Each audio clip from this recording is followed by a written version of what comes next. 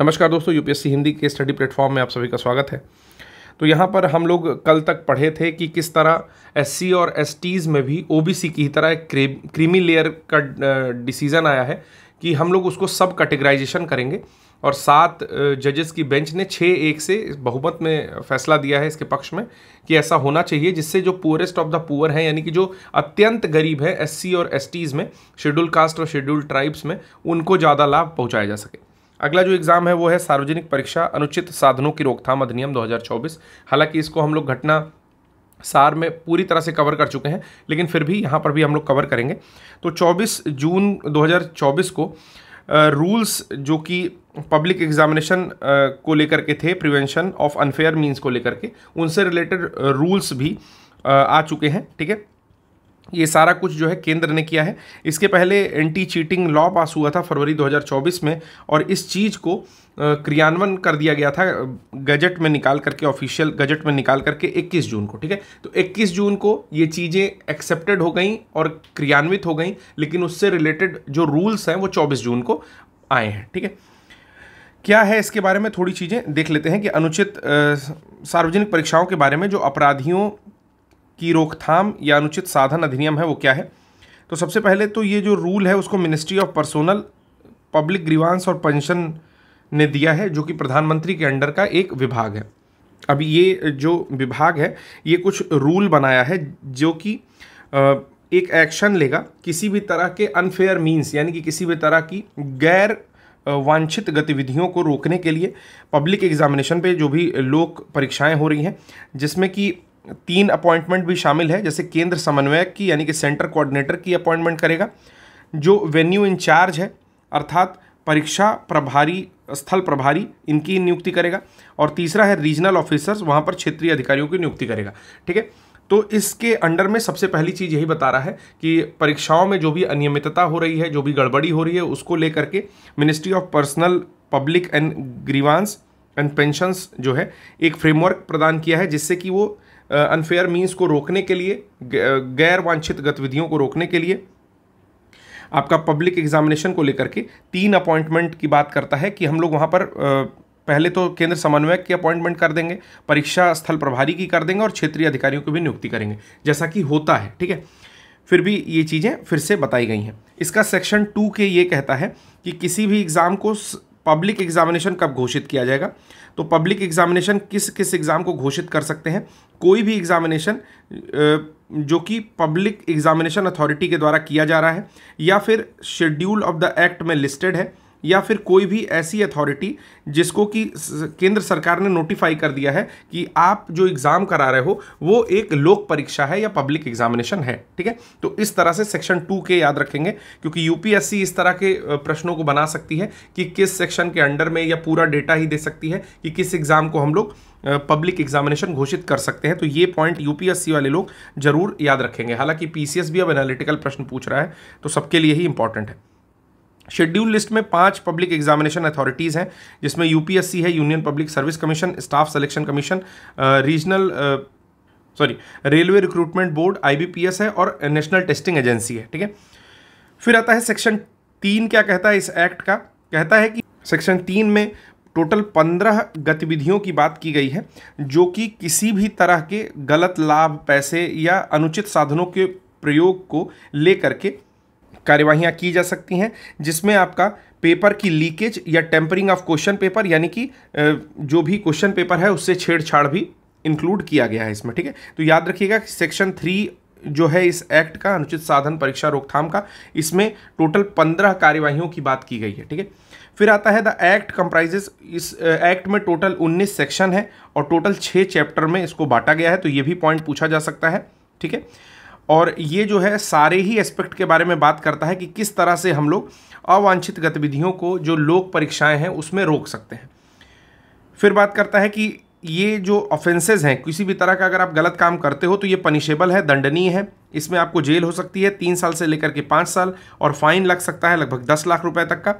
Section 9 कहता है इस एक्ट का कि कोई भी states, all offences shall be cognizable, जितने भी अपराध हैं वो कॉग्निजेबल होंगे यानी कि संज्ञेय होंगे। नॉन बेलेबल, आपको बेल नहीं मिलेगी। और नॉन कंपाउंडेबल यानी कि उसको किसी तरह से समझौता नहीं किया जा सकता, यानी कि गैर शमनीय है। ठीक है, तो सेक्शन 9 कहता है इस एक्ट का ये बातें।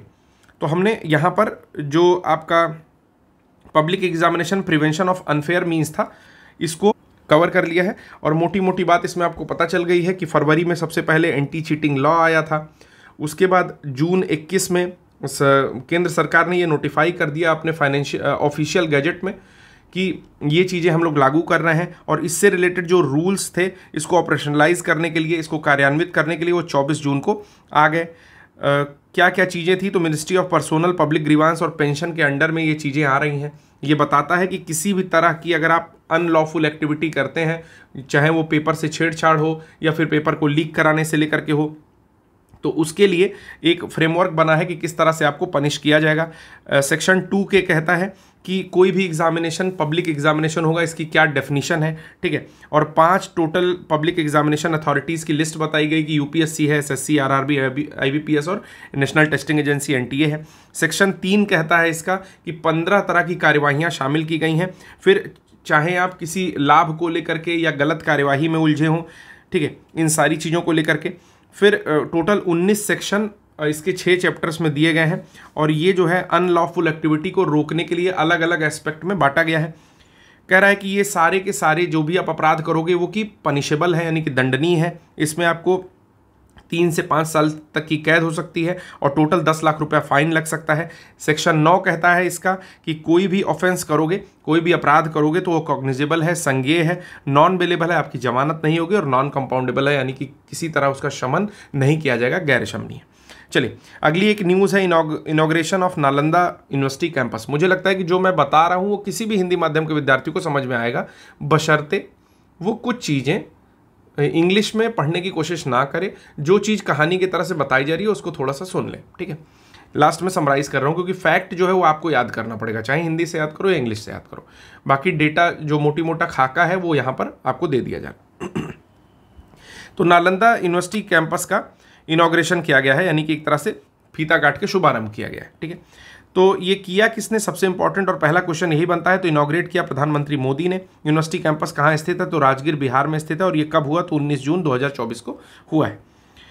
गुप्ता एम्परर कुमार गुप्त जो थे उन्होंने इसको बनवाया था 427 सीई में, एक मॉडर्न बिहार के तौर पर इन अर्ली 5th सेंचुरी। ठीक है, तो 427 सीई या एडी एनो डोमिनी में बनवाया था, 427 ईस्वी में बनवाया था। और ये लगभग 600 साल तक फ्लोरिश रहा, 12वीं सेंचुरी तक। ठीक है, तो 12वीं सदी तक 600 साल तक नालंदा यूनिवर्सिटी जो है लोगों को अपने यहाँ बुलाता रहा, पढ़ाता रहा। ठीक है, इस तरह की चीज़ें होती रहीं। इसके जो रूइंस हैं, इसके जो भग्नावशेष हैं, वो सबसे पहले फ्रांसिस बुकैनन के द्वारा खोजे गए। तो ये नाम याद रखिएगा, फ्रांसिस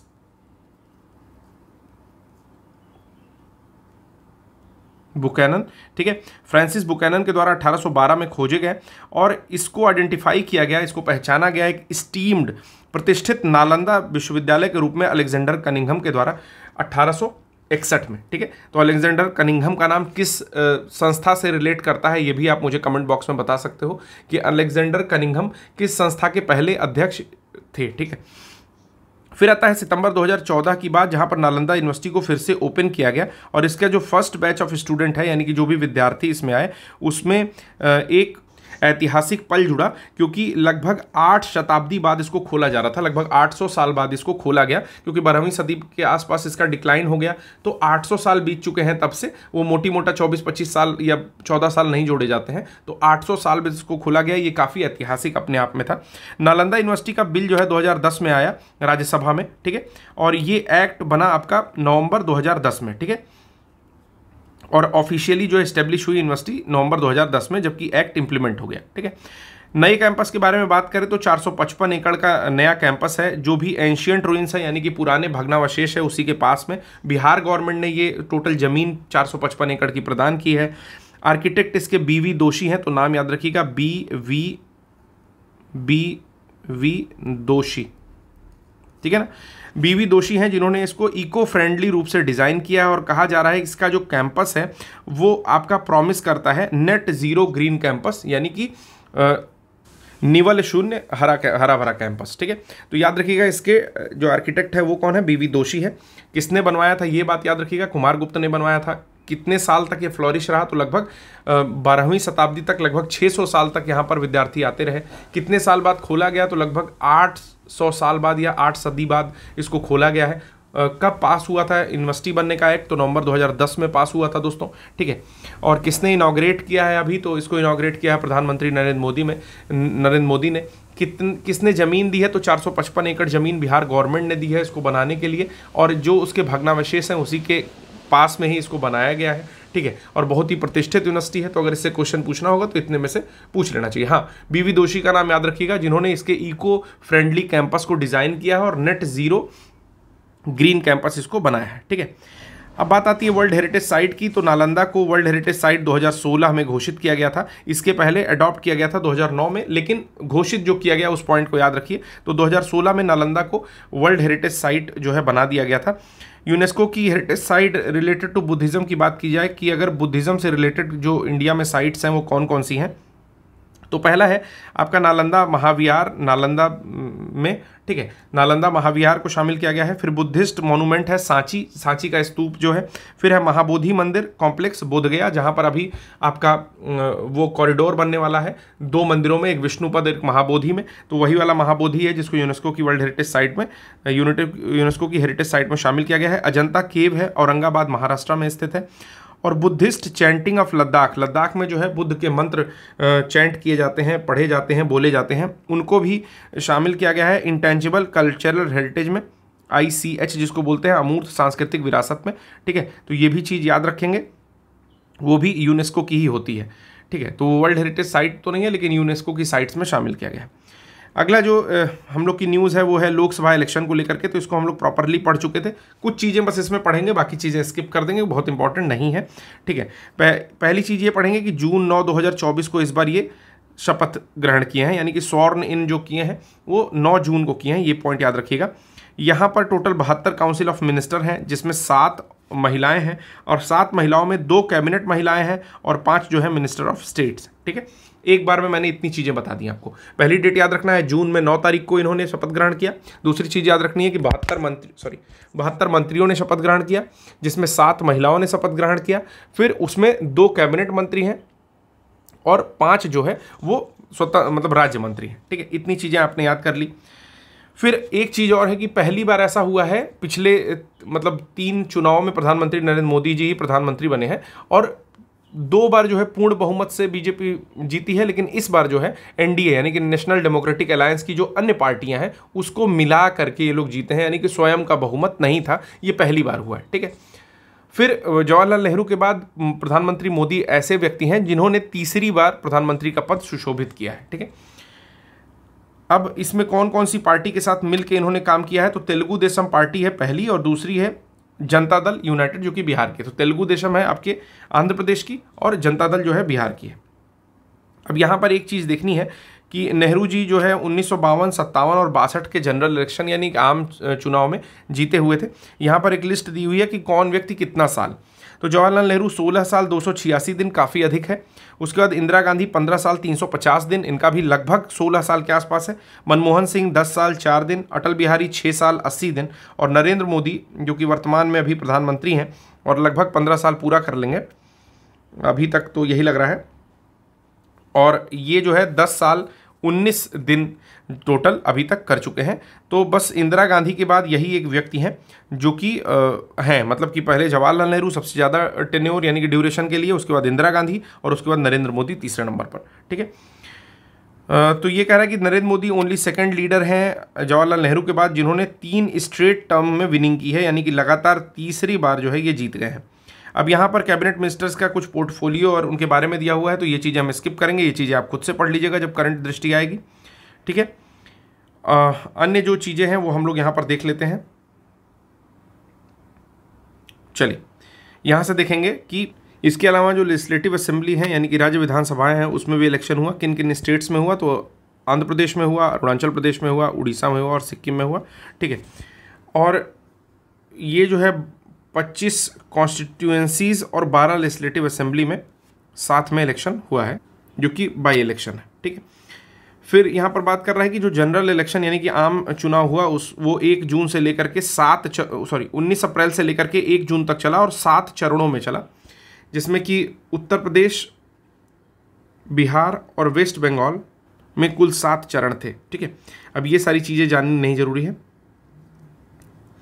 बस ये जानना है कि ये जो जनरल इलेक्शन था 2024 का, ये दूसरा सबसे लंबा पोलिंग एक्सरसाइज था जो कि 44 दिनों तक चलता रहा। ठीक है, इसके पहले हुआ था पहली बार जब जनरल इलेक्शन हुआ था 1951-52 में, तो वहाँ पर जो पोलिंग की ड्यूरेशन थी वो लगभग 4 महीने तक चली थी, यानी कि वोट डालने का जो समय था वो लगभग 4 महीने तक चला था 1951-52 में, जब पहली बार आम चुनाव हुए थे। कह रहा है कि ये 543 मेंबर्स ऑफ लोकसभा के लिए काउंटिंग की गई, वोटर्स की काउंट की गई और रिजल्ट डिक्लेयर किया गया 4 जून को, यानी कि 1 जून तक चीज़ें चली और 4 जून को रिजल्ट आया और 543 मेंबर्स को चुना गया कुल मिलाकर के। ठीक है, for the first time the election commission of India allowed voters with disability, ये पहला समय था जबकि जो भी पर्सन विद डिसेबिलिटी हैं, जिनको कोई परेशानी है, जो दिव्यांग हैं, उनके लिए और जो ओवर एज है 85 साल के लिए, उनको वोट कास्ट करने के लिए उनके घर में ही बैलेट जो है दिया गया कि आप लोग वहीं से बैलेट में अपने पसंद के प्रत्याशी को चुन लीजिए। समझ में आया? मतलब ये पहली बार इलेक्शन कमीशन ऑफ इंडिया ने अलाउ किया वोटर्स को कि जो भी डिसेबिलिटी वाले पर्सन हैं, जो कि बूथ तक नहीं जा सकते हैं, और ऐसे लोग जो कि 85 साल से ज़्यादा बूढ़े हैं, उनके लिए cast ballot from their homes, मतलब वो अपना वोट कास्ट कर सकते हैं, वोट दे सकते हैं बैलेट के माध्यम से, घर पर ही उनके लिए टीम पहुंचेगी। इस तरह की चीज़ें की गई। 2024 के इलेक्शन में लगभग 96.88 करोड़ लोग जो है एलिजिबल थे वोटिंग करने के लिए, जो कि 2019 से कंपैरिजन करने पर लगभग 15 करोड़ लोग ज़्यादा थे।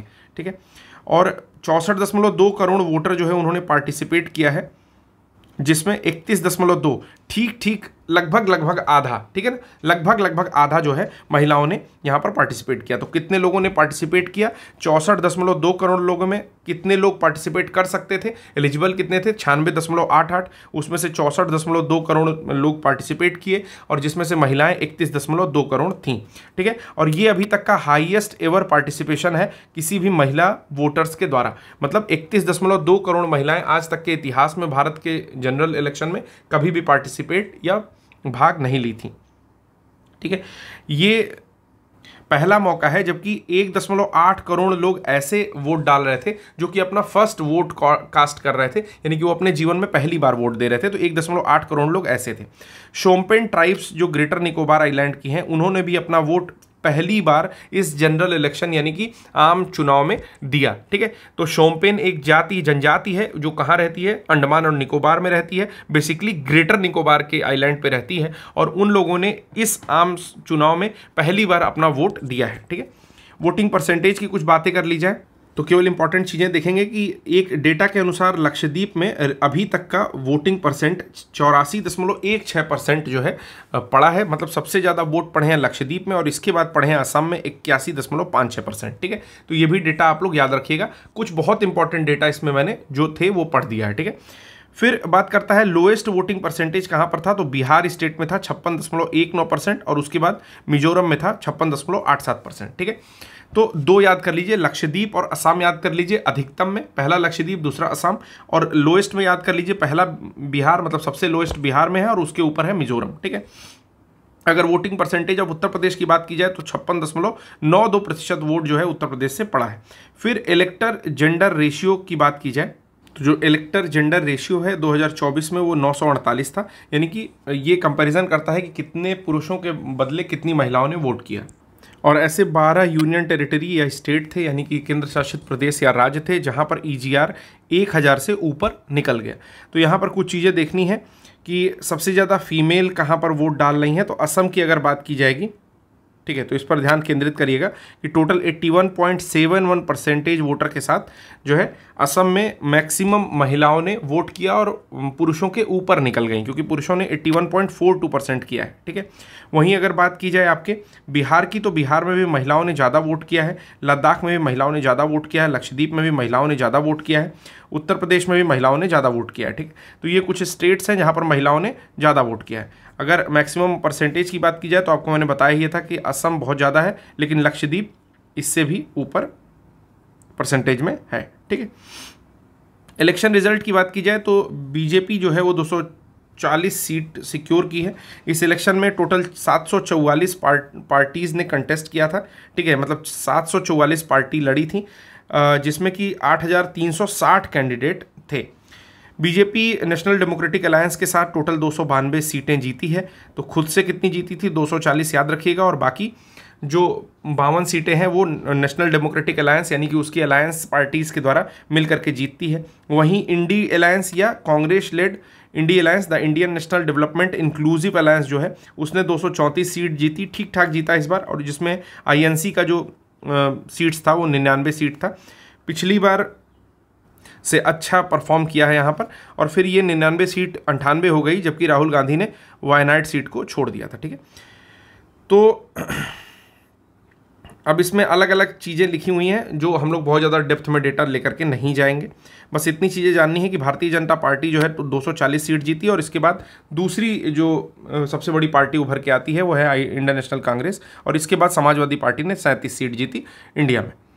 ठीक है, कुछ डेटा और देख लेते हैं, जैसे रकीबुल हुसैन के बारे में एक डेटा दिया हुआ है। तो Rakibul Hussain of the Indian national Congress है द लार्जेस्ट विक्ट्री मार्जिन, सबसे बड़ा विक्ट्री मार्जिन है इनका किसी कैंडिडेट के अगेंस्ट जो कि इलेक्शन कंटेस्ट कर रहा है।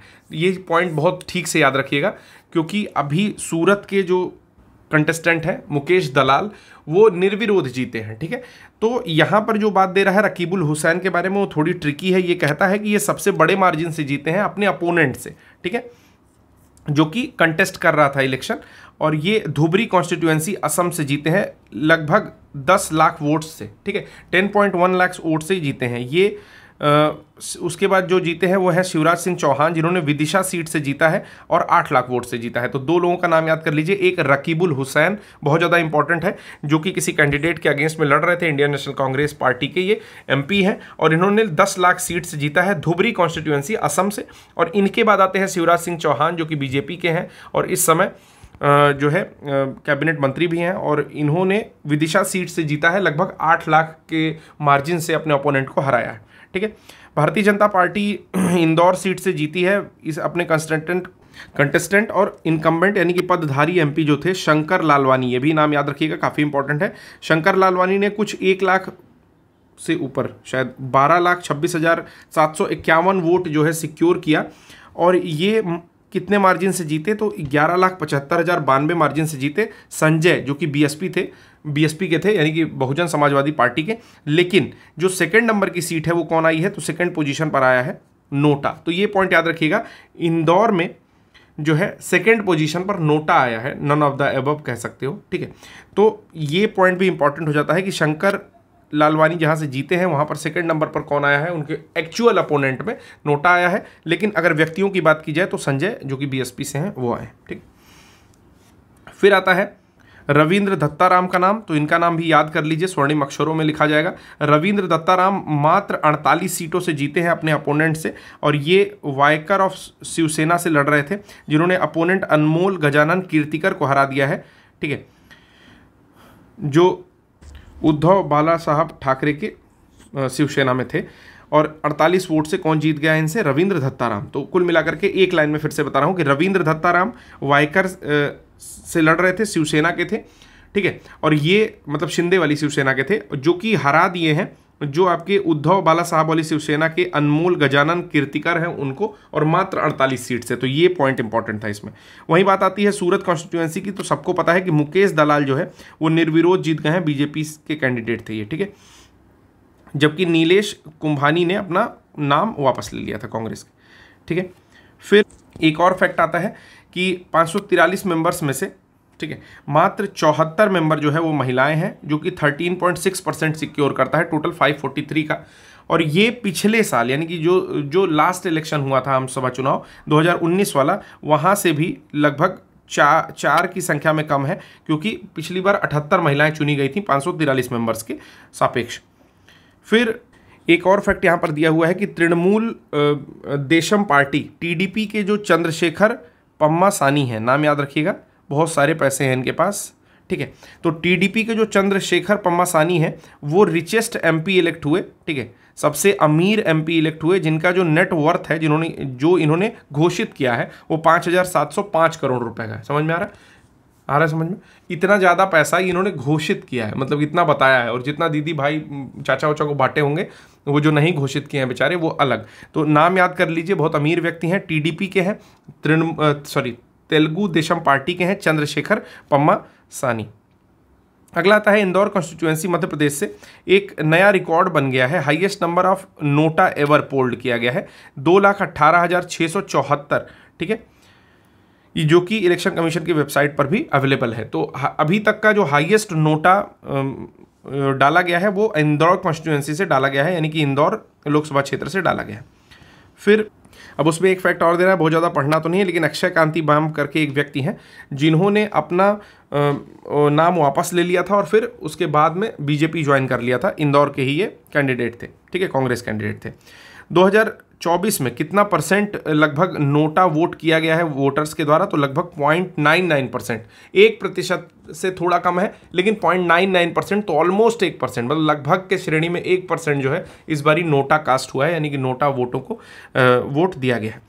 यंगेस्ट एमपी की बात की जाए तो पुष्पेंद्र सरोज, जो कि कौशाम्बी उत्तर प्रदेश से हैं, जो 25 साल की उम्र में एमपी बने हैं, और 25 साल ही आपका एज होता है एमपी बनने का। फिर है शांभवी चौधरी, समस्तीपुर बिहार से हैं, जो भी 25 साल की उम्र में बनी है। और प्रिया सरोज, ये आपका मछली शहर जौनपुर उत्तर प्रदेश से हैं, ये भी 25 साल की उम्र में ही बनी है। तो 3 लोग का नाम है, पहला है पुष्पेंद्र सरोज, कौशाम्बी उत्तर प्रदेश के हैं, शांभवी चौधरी हैं समस्तीपुर बिहार की, और प्रिया सरोज हैं मछली शहर जौनपुर उत्तर प्रदेश की, जो लोग 25 साल की उम्र में यंगेस्ट एमपी बने हैं। तो तीनों नाम ये भी याद कर लीजिएगा, दे देगा कि निम्न में से कौन यंगेस्ट एमपी की श्रेणी में नहीं है, ठीक है। तीनों नाम लिखा रहेगा, तो पहला, दूसरा, 1 और 2 दोनों, 1 2 3 तीनों, और कोई नहीं, ठीक है, इस तरह का। फिर टीआर बालू का नाम आता है, जो कि टीआर बालू के बारे में बात कर लेते हैं। टीआर बालू श्री पेरुम्बदूर तमिलनाडु से जो है सांसद हैं, और ये इस श्री पेरुम्बदूर कॉन्स्टिट्यूएंसी यानी कि लोकसभा क्षेत्र से लड़ रहे हैं और इस बार जीते हैं। और डीएमके मतलब द्रविड़ मुनेत्र खड़गम से ये मंत्री बन रहे हैं, वही एमपी बन रहे हैं, ठीक है। और ये लोअर हाउस में 7वीं बार जो है तमिलनाडु से चुन करके गए हैं, ठीक है। ये become the oldest elected MP, ये सबसे ज़्यादा बूढ़े या सबसे ज़्यादा अधिक एज के एमपी बने हैं 18वीं लोकसभा में, क्योंकि ये 1941 में पैदा हुए थे।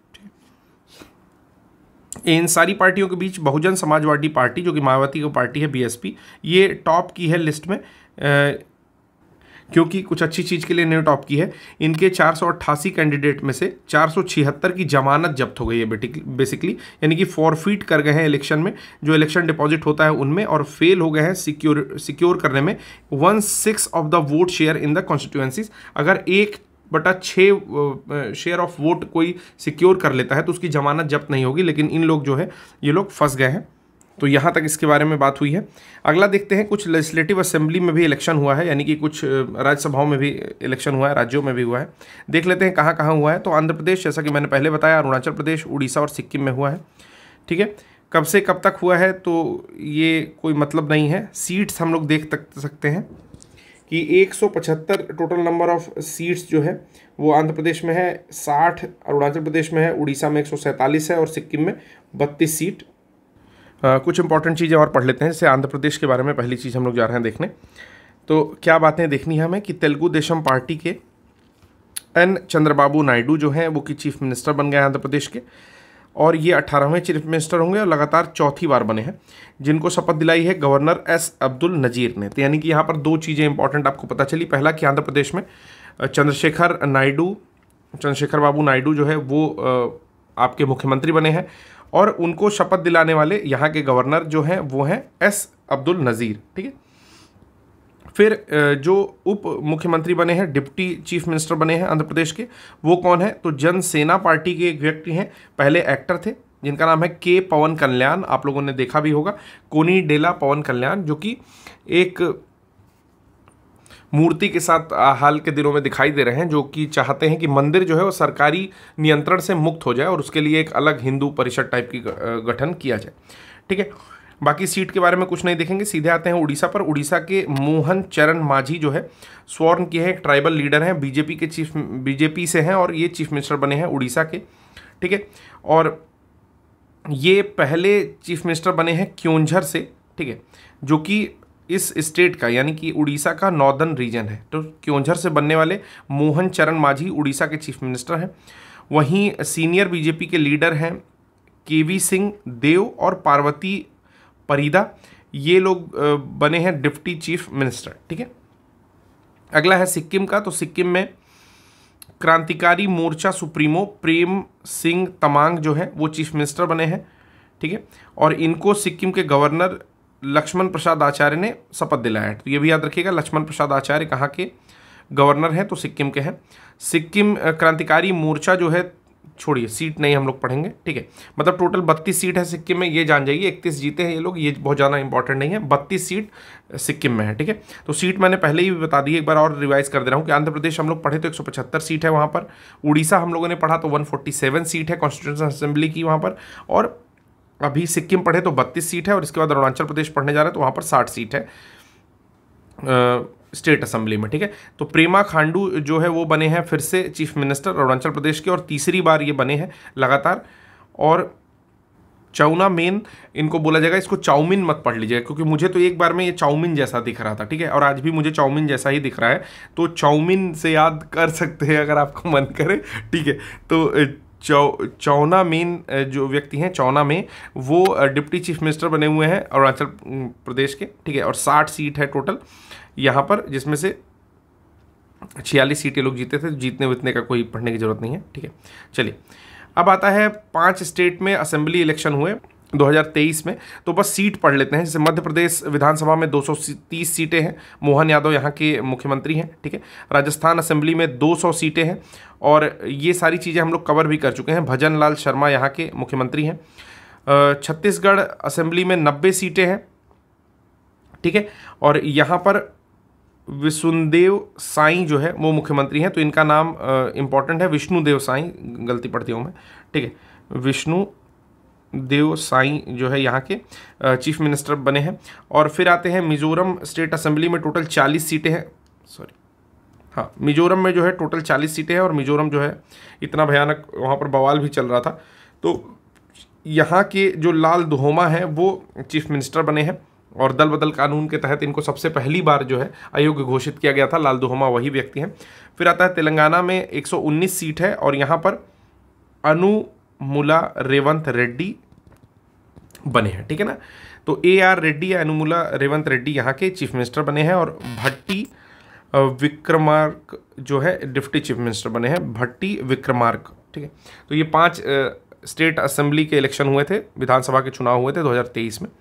अब हम लोग की न्यूज़ आती है जो कि बहुत इंपॉर्टेंट न्यूज़ है रेलवेज़ को लेकर के, क्योंकि यहाँ पर एक सिस्टम यूज़ हो रहा है जिसका नाम है कवच, और ये बहुत ही इंपॉर्टेंट सिस्टम है जो कि ट्रेनों में अर्ली वार्निंग देता है। एक निश्चित गति सीमा में ट्रेन चलाने के लिए जो वहाँ के लोको पायलट होते हैं, मतलब ट्रेन चलाने वाले व्यक्ति हैं, उनको भी बताता रहता है कि इस निश्चित गति सीमा में चलाइए।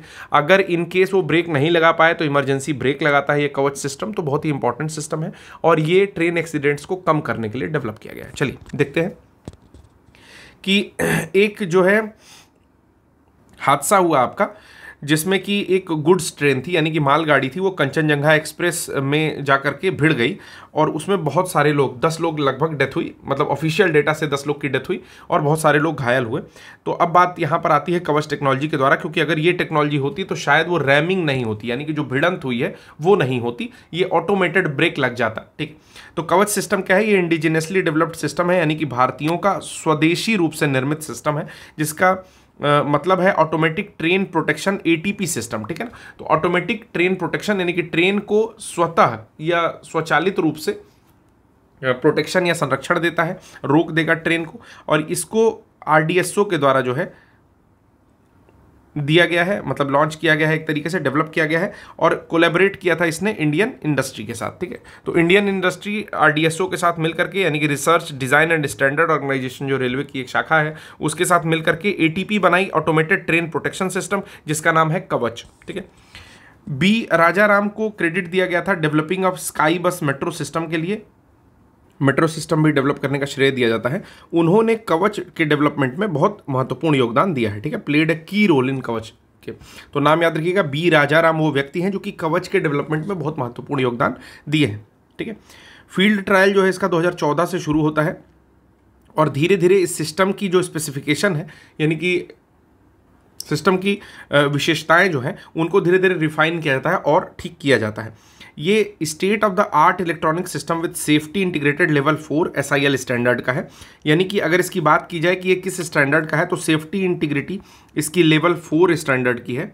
यह बेसिकली करता क्या है, तो जब भी लाल सिग्नल होता है, ठीक है, जो कि एक खतरे का निशान है, वहाँ पर ट्रेन को पास नहीं करने देता है, ऑटोमेटिकली जो है वहाँ पर प्रोटेक्शन प्रदान करेगा, जिससे कि लड़ना या कोलिजन जो है वो अवॉइड किया जा सकता है, ठीक है। मतलब स्पष्ट रूप से अगर एक बार और मैं इसको बोलूँ तो इसका उद्देश्य ये है कि रेलगाड़ियों को लाल खतरे या रेड सिग्नल से गुजरने से रोक कर तथा टकराव से बचाकर ये सुरक्षा प्रदान करता है। It activates the train braking system. ये करता क्या है, तो ट्रेन के ब्रेकिंग सिस्टम को ऑटोमेटिकली एक्टिवेट कर देता है। अगर ड्राइवर किसी तरीके से फेल हो जाए रोकने में, या ड्राइवर को समझ में ना आए कि ब्रेक मारना है, ठीक है, तो ये खुद से ही स्पीड पर रिस्ट्रिक्शन लगा देता है, यानी कि स्पीड को स्वचालित रूप से कम करते हुए वहाँ पर ब्रेक लगा देता है, ठीक है। मतलब उसकी गति को पहले बाधित करेगा। ट्रेन जिस स्पीड से, सपोज करो कि ट्रेन जो है 80 किलोमीटर पर घंटे की या 90 किलोमीटर पर घंटे की रफ्तार से चल रही है, ठीक है। ड्राइवर ये समझ नहीं पाया हड़बड़ी में और वो ब्रेक लगाने में अक्षम है, तो पहले स्पीड को कंट्रोल करेगी, यानी कि 90 से अधिक नहीं होगा, धीरे धीरे कम होगा, ठीक है, और ब्रेकिंग को अप्लाई कर देगी खुद से, यानी कि धीरे धीरे वो टेंड्स टू 0 हो जाएगा, 0 की ओर अग्रसर हो जाएगा।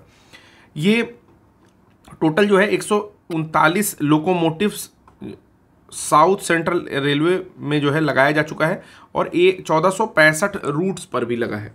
इसका लक्ष्य रखा गया है कि 2025 तक लगभग 6000 किलोमीटर में ये कवच सिस्टम जो है इसको अप्लाई कर दिया जाए। जैसे दिल्ली मुंबई वाले रूट हो गए, दिल्ली हावड़ा, जो बड़े बड़े रूट्स हैं, ठीक है, वो इंपॉर्टेंट रूट्स पर जरूर अप्लाई कर दिया जाए। फिर नेक्स्ट जो आता है पोस्ट ऑफिस एक्ट 2023 का। बार बार मैं आपको बता रहा हूँ, देखिए है क्या कि मैं चूँकि पहली बार आई दृष्टि पढ़ा रहा हूँ और ना मैं इतना बड़ा टीचर हूँ कि लोग मुझे जाने, या कोई ज़रूरत भी नहीं है जानने की। पढ़ाने से मतलब है, और आप अगर अच्छा लगता है तो आपको पढ़ने से मतलब है, ठीक है। फंडा ये है कि चूंकि मैं ये चीज़ें पहले लेकर के आ रहा हूँ, या टीम ने कहा है कि ये चीज़ें पहले ही लेकर के आइए, कोई इशू नहीं है, जो चीज़ जितनी अवेलेबल है उस मात्रा में लेकर के आइए, ठीक है। तो कुछ लोगों को ये लग रहा है कि ये चीज़ें नहीं है, तो एक्चुअल ये है दोस्तों कि इंग्लिश वर्जन आ चुका है। आप जा करके ऐप पर देख सकते हैं, ऑफिशियल वेबसाइट पर सर्च कर सकते हो, और वही चीज़ें आपको पढ़ाई जा रही हैं। हालांकि ये एक्चुअल PDF के रूप में अवेलेबल नहीं है, लेकिन हम लोगों ने अरेंज करके इसको एक्चुअल PDF के रूप में पढ़ाया है यहाँ पर। एक बात और आपसे कह रहा हूँ कि अगर चीज़ें आप अभी पढ़ लोगे तो रिवाइज करने में आसानी होगी।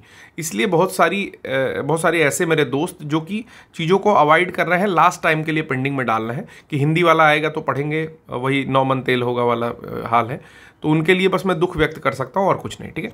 बहुत सारे लोग, पता है आपको कि बहुत सारे लोग चोरी छुप करके, खासकर वो लोग जो एक्चुअली UPSC हिंदी टीम के लोगों को जानते हैं, या घर जानते हैं, या मेरे मित्र के मित्रों में है, ठीक है, और जिन लोगों को ठीक से सब इन्फॉर्मेशन रहती है, वो लोग भी चोरी छुप के वीडियोस देखते हैं, ठीक है। और ये बड़ी अच्छी बात है, लेकिन मुझे लगता है कि अगर आप हम लोगों को जान रहे हो, ठीक है, तो आप खुल के भी चीज़ों को सामने, बड़ाई या बुराई, अगर चीज़ें खराब हैं तो वो दोनों चीज़ें कर सकते हो। इसमें कोई माइंड करने वाली बात नहीं है, ठीक है, क्योंकि एक लेवल के बाद कि 30 साल की अवस्था के आसपास जो है फिर इतनी चीज़ें माइंड नहीं होती जो 20 साल के लोग माइंड करते हैं।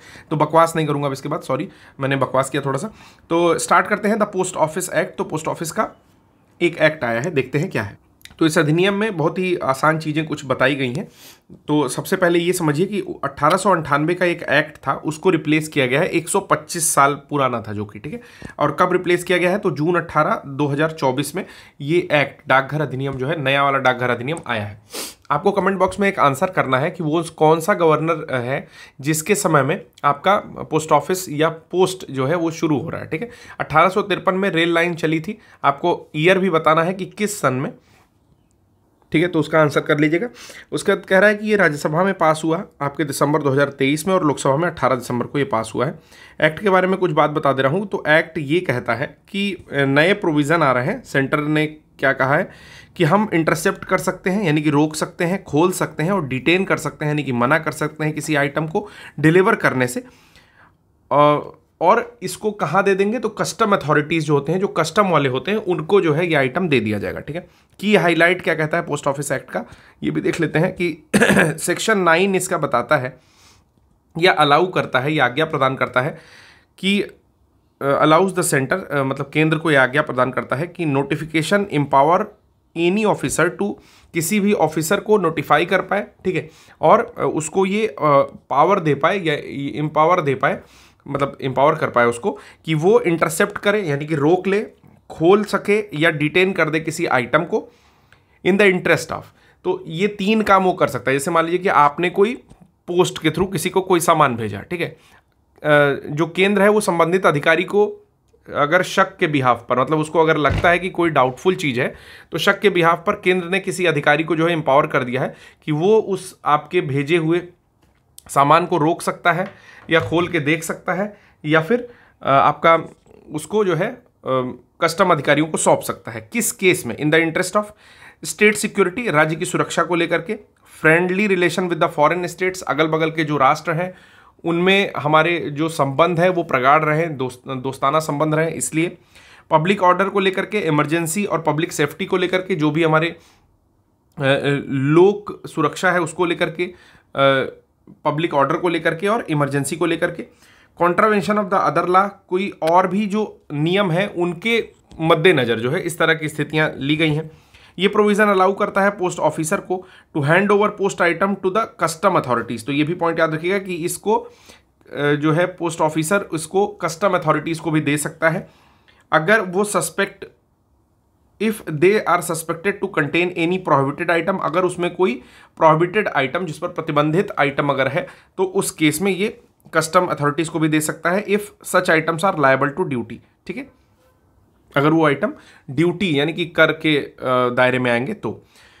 फिर कहता है कि the recent passed act grants the director general of post services authority to make regulation pertaining to activities essential for offering various additional services to may be prescribed by central government as fixing charge of these services. अब ये जो नियम है करता क्या है, तो इसमें एक जो नियम पारित हुआ है डाक सेवाओं के महानिदेशक को, जो डायरेक्टर जनरल हैं, ठीक है, उनको अतिरिक्त सेवाओं की पेशकश के लिए या पोस्टल सर्विसेज के लिए रेगुलेशन बनाने के अधिकार देता है, यानी कि संबंधित नियम बना सकते हैं ये, और जैसा कि केंद्र सरकार द्वारा निर्धारित किया जा सकता है उसको, और निःशुल्क और इन सेवाओं के लिए शुल्क निर्धारित करने का भी अधिकार देता है कि अगर इन सेवाओं को या कोई रेगुलेशन आप बना रहे हैं तो कोई चार्ज अगर लगता है तो उस सर्विसेज के लिए आप कोई चार्ज भी फिक्स कर सकते हैं। इस अधिनियम में डाकघर के किसी भी अधिकारी द्वारा डाक सामग्री की चोरी, दुरुपयोग या विनाश के लिए दंड का प्रावधान नहीं है, कि अगर कोई चीज़ चोरी हो गई, मिस अप्रोप्रिएट हो गई या डिस्ट्रक्शन हो गई पोस्टल आर्टिकल आपका, तो ये नहीं होगा कि पोस्ट ऑफिस के किसी अधिकारी को जो है दंडित किया जाए, जबकि ओरिजिनल एक्ट में ऐसा था, ठीक है।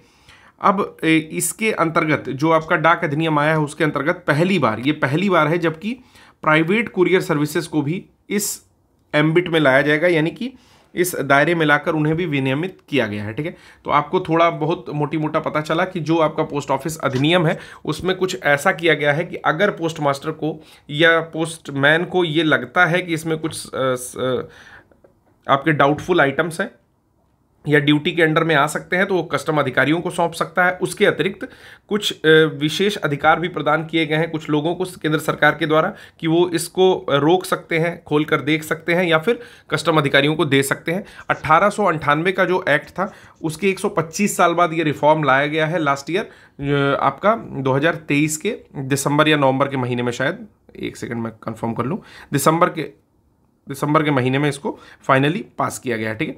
तो ये बिल था, इसमें पहली बार जो है प्राइवेट कुरियर सर्विसेज को भी विनियमित करने की कोशिश की गई है, ठीक है। फिर अगला आता है सुप्रीम कोर्ट का जजमेंट आया है ईवीएम, इलेक्ट्रॉनिक वोटिंग मशीन और वीवीपैट के वेरिफिकेशन पर।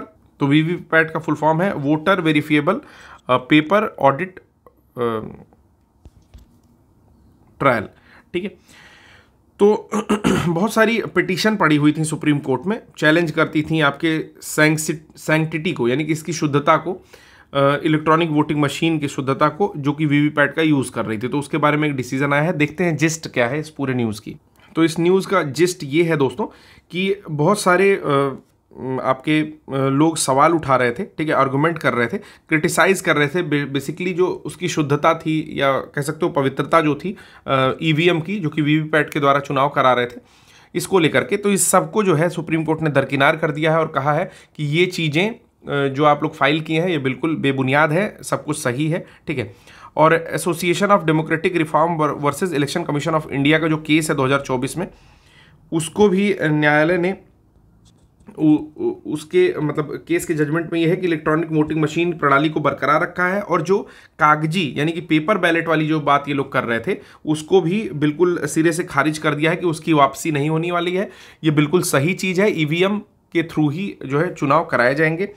उसके अलावा ये कहा जा रहा था कि पर्चियों पर 100% क्रॉस वेरिफिकेशन कराइए ईवीएम वोट का, तो उसको भी पूरी तरह से इस जो अनुरोध था इसको भी पूरी तरह से खारिज कर दिया है। हालांकि सुप्रीम कोर्ट ने ये कहा है कि 5 मतदान केंद्रों पर वर्तमान जो रैंडमली चुने जाते थे उस सत्यापन की बात रखी है कि 5 polling booths as per assembly जो करंट रैंडम वेरिफिकेशन होता था वो चीज़ें चलती रहेंगी, ठीक है। मतलब कुल मिलाकर के जो वीवीपैट और ईवीएम के विरुद्ध एक केस चल रहा था जिसका नाम है association of democratic reform versus भारतीय चुनाव आयोग 2024, इस मामले में सुप्रीम कोर्ट ने सारे ही अनुरोधों को खारिज कर दिया और कहा है कि ईवीएम जो है उसी से चुनाव होगा, पेपर बैलेट की वापसी नहीं होगी और कोई वेरिफिकेशन नहीं कराने वाले हैं और जो चीज़ें हैं बिल्कुल शुद्ध हैं, उसकी सत्यता पर कहीं भी सवाल मत उठाइए, ठीक है। सुप्रीम कोर्ट ने एक चीज़ और ऑब्जर्व की और इसको कोट किया कि जो माइक्रो कंट्रोलर प्रोग्राम है वो ईवीएम से मतलब इस तरह समझ सकते हैं कि सर्वोच्च न्यायालय ने कहा कि ईवीएम निर्माताओं के द्वारा एक अलग से जो प्रोग्राम किए गए माइक्रो कंट्रोलर हैं वो बिल्कुल ही न्यूट्रल हैं, यानी कि ऐसा नहीं कि किसी के पक्ष में, किसी पार्टी के पक्ष में वोट देने लगते हैं, ठीक है। तो बिल्कुल ही न्यूट्रल हैं, वो सारी बातें जो है बेबुनियाद है। आगे क्या कह रहा है ईडीआर के बारे में, एसोसिएशन ऑफ डेमोक्रेटिक रिफॉर्म क्या है? एक सिविल सोसाइटी ग्रुप है, ठीक है, मतलब लोगों का ग्रुप है जो कि फोकस करता है इलेक्टोरल रिफॉर्म को लेकर के, चुनावी सुधारों को लेकर के। 1999 में ये बना था, ठीक है। इसी के विरुद्ध केस चल रहा था इलेक्शन कमीशन ऑफ इंडिया का, ठीक है। और ये बहुत सारे इंटरवेंशन ला रहा है, वेरियस इंटरवेंशन लाता है। जैसे अब जो भी इंटरवेंशन ला रहा है उसमें ये बातें इसलिए सीरियस हो जाती हैं क्योंकि ये Indian institute of management Ahmedabad यानी कि IIM अहमदाबाद के प्रोफेसरों के द्वारा बनाया हुआ एक तरह का ग्रुप है, ठीक है, जिसका नाम है ADR। अब ADR ग्रुप ने क्या किया, तो काम ये किया कि मतदाता को जो भी उम्मीदवार हैं उनकी पृष्ठभूमि यानी कि बैकग्राउंड कैसा है वो जानने में मदद किया। इंक्लूजन ऑफ नोटा यानी कि ईवीएम में नोटा विकल्प को शामिल करने में जो है हेल्प किया गया, ठीक है। और ADR जो है चुनावी बॉन्ड योजना को चुनौती देने वाली प्रमुख याचनाकर्ताओं में से एक थी, जिसे फरवरी 2024 में सुप्रीम कोर्ट ने रद्द कर दिया था, ठीक है। तो जो भी चुनावी बॉन्ड योजना थी उसको भी चुनौती देने वाले जो पहले पिटिशनर थे वो ADR ही थे, ठीक है। तो ADR किस तरह से इंपॉर्टेंट है ये भी आप देख सकते हैं कि एसोसिएशन ऑफ डेमोक्रेटिक रिफॉर्म्स काफ़ी ज़्यादा महत्वपूर्ण है। चलिए अब ये जो हम लोग न्यूज़ पढ़ने जा रहे हैं, right to protection for climate change impact, ये काफ़ी महत्वपूर्ण न्यूज़ हो सकती है, ठीक है।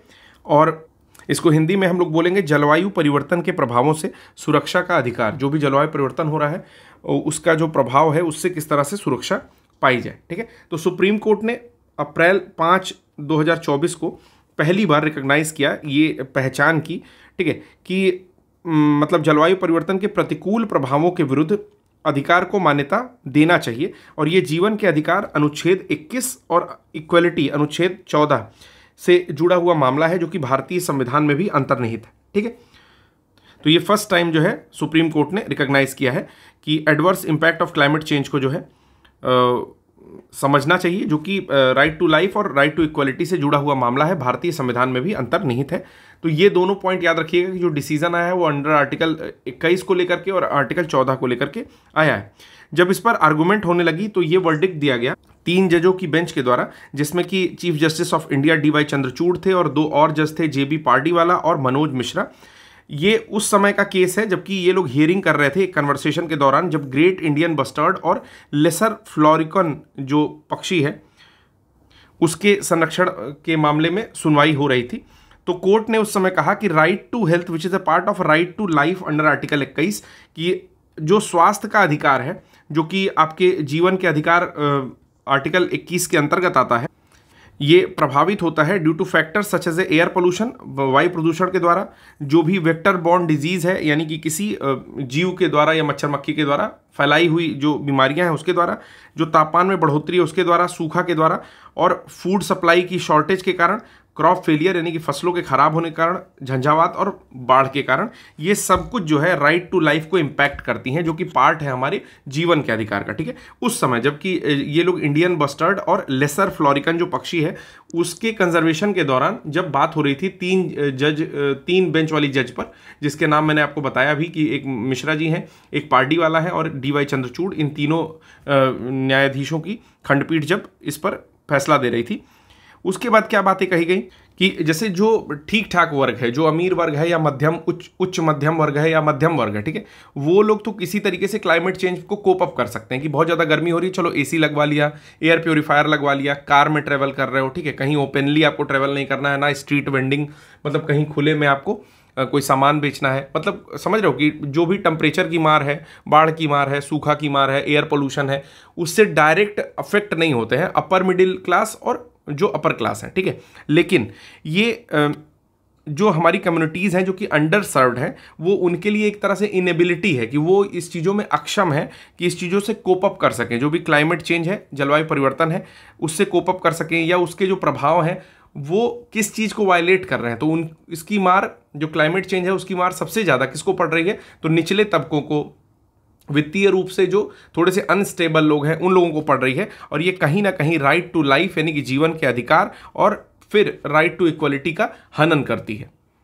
इसके बाद कोर्ट ने 2-3 आर्टिकल्स को और कोट किया जो कि आपके एग्जामिनेशन के लिए भी काफ़ी इंपॉर्टेंट हो जाते हैं। ठीक है, तो ये पॉइंट बहुत ज़्यादा इंपॉर्टेंट है, अभी तक के पूरे में ये पॉइंट सबसे ज़्यादा इंपॉर्टेंट है। तो आर्टिकल 14 और आर्टिकल 21 याद रखिएगा, जो सबको याद होगा। ठीक है, उसके अलावा ये पॉइंट इंपॉर्टेंट है कि कोर्ट ने फर्दर कहा, उसके आगे कहता है कि आर्टिकल 48A 48A ये मैंडेट करता है कि हम लोग इन्वायरमेंटल प्रोटेक्शन को ध्यान दें, यानी कि जलवायु परिवर्तन नहीं, इन्वायरमेंट यानी कि वातावरण के संरक्षण को ध्यान दें। और आर्टिकल 51G कहता है कि हम लोग वाइल्ड लाइफ कंजर्वेशन को भी प्रमोट करें, यानी कि उसको बढ़ावा दें। ठीक है, लेकिन ये एक तरह की इम्प्लिसिट गारंटी है जो कि कहीं ना कहीं जलवायु परिवर्तन से जो सुरक्षा के अधिकार की स्पष्ट गारंटी है ये। ठीक है ना, तो मतलब 48A ये कह रहा है कि इन्वायरमेंट प्रोटेक्शन को ध्यान देना चाहिए, फिर 51G ये कह रहा है कि वाइल्ड लाइफ कंजर्वेशन बढ़ाना चाहिए। और एक तरह की ये दोनों ही गारंटी है जो कि हमें क्लाइमेट चेंज से सेफ गार्ड करता है। ठीक है, तो फिर 5 पॉइंट प्लेज की बात करते हैं जिसका नाम है पंचामृत। आइए देख लेते हैं पंचामृत या 5 पॉइंट प्लेज क्या है, 5 बिंदु की शपथ। तो देखिए, इस पर प्रश्न ये ऐसे पूछ सकता है कि आपको इसमें से कोई 5 में से 4 ऑप्शन दे देगा, जिसमें से कि एक डिफरेंट ऑप्शन होगा। ठीक है, और कह देगा कि कौन सा निम्न में पंचामृत के अंदर या 5 सूत्री प्रतिज्ञा के अंतर्गत नहीं आता है। पहला है achieving a non fossil fuel energy capacity of 500 gigawatt, कि हम लोग गैर जीवाश्म यानी कि एक तरह से रीन्यूएबल एनर्जी वाले, कि सोलर से ले लिया, विंड से ले लिया, हाइड्रो पावर से ले लिया, अलग अलग तरीके से 500 गीगावाट की टोटल एनर्जी कैपेसिटी रखेंगे 2030 तक। ठीक है, तो टोटल ऊर्जा उत्पादन 500 गीगावाट होगा गैर जीवाश्म ईंधन से।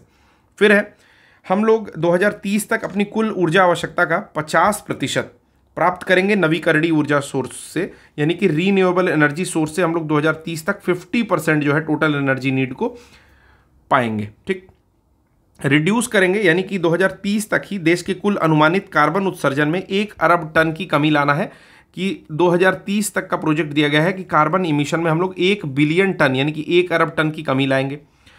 फिर उसके बाद दूसरा चीज क्या है कि 2005 के स्तर के आधार पर 2030 तक भारत की अर्थव्यवस्था की कार्बन तीव्रता में 45% की कमी लाना है।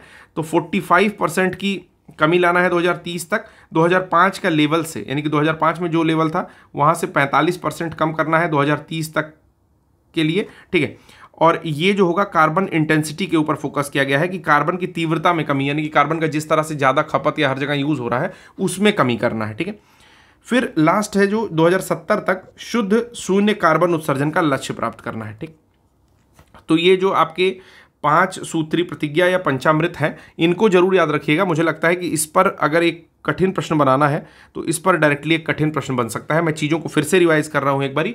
आप लोग पंचामृत को बस आंख बंद करके सुनिए, सब लोग अपनी आंख बंद कर लो और बस जो बोल रहा हूं उसको सुन लो। पहला ये है कि 2030 तक 500 गीगावाट गैर जीवाश्म ईंधन, ठीक है, ऊर्जा उत्पादन। तो 500 गीगावाट गैर जीवाश्म ईंधन 2030 ऊर्जा उत्पादन। दूसरा क्या है, 2030 तक कुल ऊर्जा आवश्यकता का 50% नवीकरणीय ऊर्जा या रीन्यूएबल ऊर्जा एनर्जी के द्वारा। तीसरा है कि 1 अरब टन कार्बन उत्सर्जन में कमी लाना है 2030 तक। फिर 2030 तक भारतीय अर्थव्यवस्था में कार्बन तीव्रता में 45% की कमी लाना है। कहां से कंपेयर करके? 2005 से, कार्बन तीव्रता में। चौथा पॉइंट है कार्बन तीव्रता में, ठीक है। और 2070 तक शुद्ध शून्य कार्बन उत्सर्जन का लक्ष्य प्राप्त करना है, ठीक है। तो चीजें एक बार फिर से बैठ गई होंगी कि भाई रिन्यूएबल एनर्जी पहले बढ़ा देनी है हम लोग को, ठीक है, यानी कि नॉन फॉसिल एनर्जी बढ़ा देनी है, रिन्यूएबल एनर्जी से 50% काम करना है, 1 टन कार्बन में कमी लाना है कार्बन उत्सर्जन में। फिर हम लोग का चौथा पॉइंट जो था वो कार्बन तीव्रता में 45% की कमी लाना है 2005 के कंपेरिजन में। और लास्ट है 2070 तक आपका नेट जीरो कार्बन इमिशन हो गया, ठीक है। तो आपको अब समझ में आ रहा होगा कि चीज़ें याद हो रही हैं, ठीक है। जिन लोगों ने आंख बंद करके सुना होगा मुझे पक्का यकीन है कि याद हो गया होगा, ठीक है। अगला है कि सेंटर ने नोटिफाई किया है सीए के इम्प्लीमेंटेशन को लेकर के रूल। तो जो कॉन्स्टिट्यूशनल अमेंडमेंट एक्ट है उसको लेकर के, उसके इम्प्लीमेंटेशन को लेकर के कुछ रूल आए हैं। चलिए इसका पहले जिस्ट देख लेते हैं, फिर इसके बारे में देखते हैं आगे। तो ये काफ़ी चर्चित मुद्दा है, नागरिकता संशोधन अधिनियम, जो कि इनैक्ट हुआ था पार्लियामेंट में 2019 में, ठीक है। यानी कि इसको अधिनियमित कर दिया गया था 2019 में। और ये रिप्लेसमेंट है सिटीजनशिप एक्ट 1955 का, यानी कि नागरिकता अधिनियम 1955 का संशोधन है, ठीक है, या उसका रिप्लेसमेंट है एक तरीके से, या उसमें अमेंडमेंट है, कुछ भी कह सकते हैं। तो इसको कब नोटिफाई किया गया है? तो मार्च में फाइनली इसको मिनिस्ट्री ऑफ होम मिनिस्टर के द्वारा या मिनिस्ट्री ऑफ होम अफेयर्स के द्वारा फाइनली इसको नोटिफाई कर दिया गया है। यानी कि इस अधिनियम के कार्यान्वयन के नियमों को अधिसूचित किया गया है, जिसको दिसंबर में अधिनियमित किया गया था, ठीक है। तो ये प्रेसिडेंट के द्वारा प्रेसिडेंट के असेंट से दिसंबर 12, 2019 में पास हो चुका था, यानी कि राष्ट्रपति की स्वीकृति इसको 12 दिसंबर 2019 को ही मिल चुकी थी। लेकिन इसके नियमों को अभी मार्च में अधिनियमित किया गया है। इसके अनुसार बात क्या की जा रही थी, इंपॉर्टेंट चीज़ें केवल सुन लेंगे, बहुत ठीक से समझ में आ जाएगा। इसके अनुसार कुछ राष्ट्र, जिसमें बांग्लादेश, पाकिस्तान और अफगानिस्तान, ठीक है, तो 3 राष्ट्र की बात कर रहा है, बांग्लादेश, पाकिस्तान और अफगानिस्तान, जहां से कुछ कम्युनिटीज आई हुई हैं, जैसे हिंदू, सिख, बौद्ध, जैन, पारसी और ईसाई, ठीक है।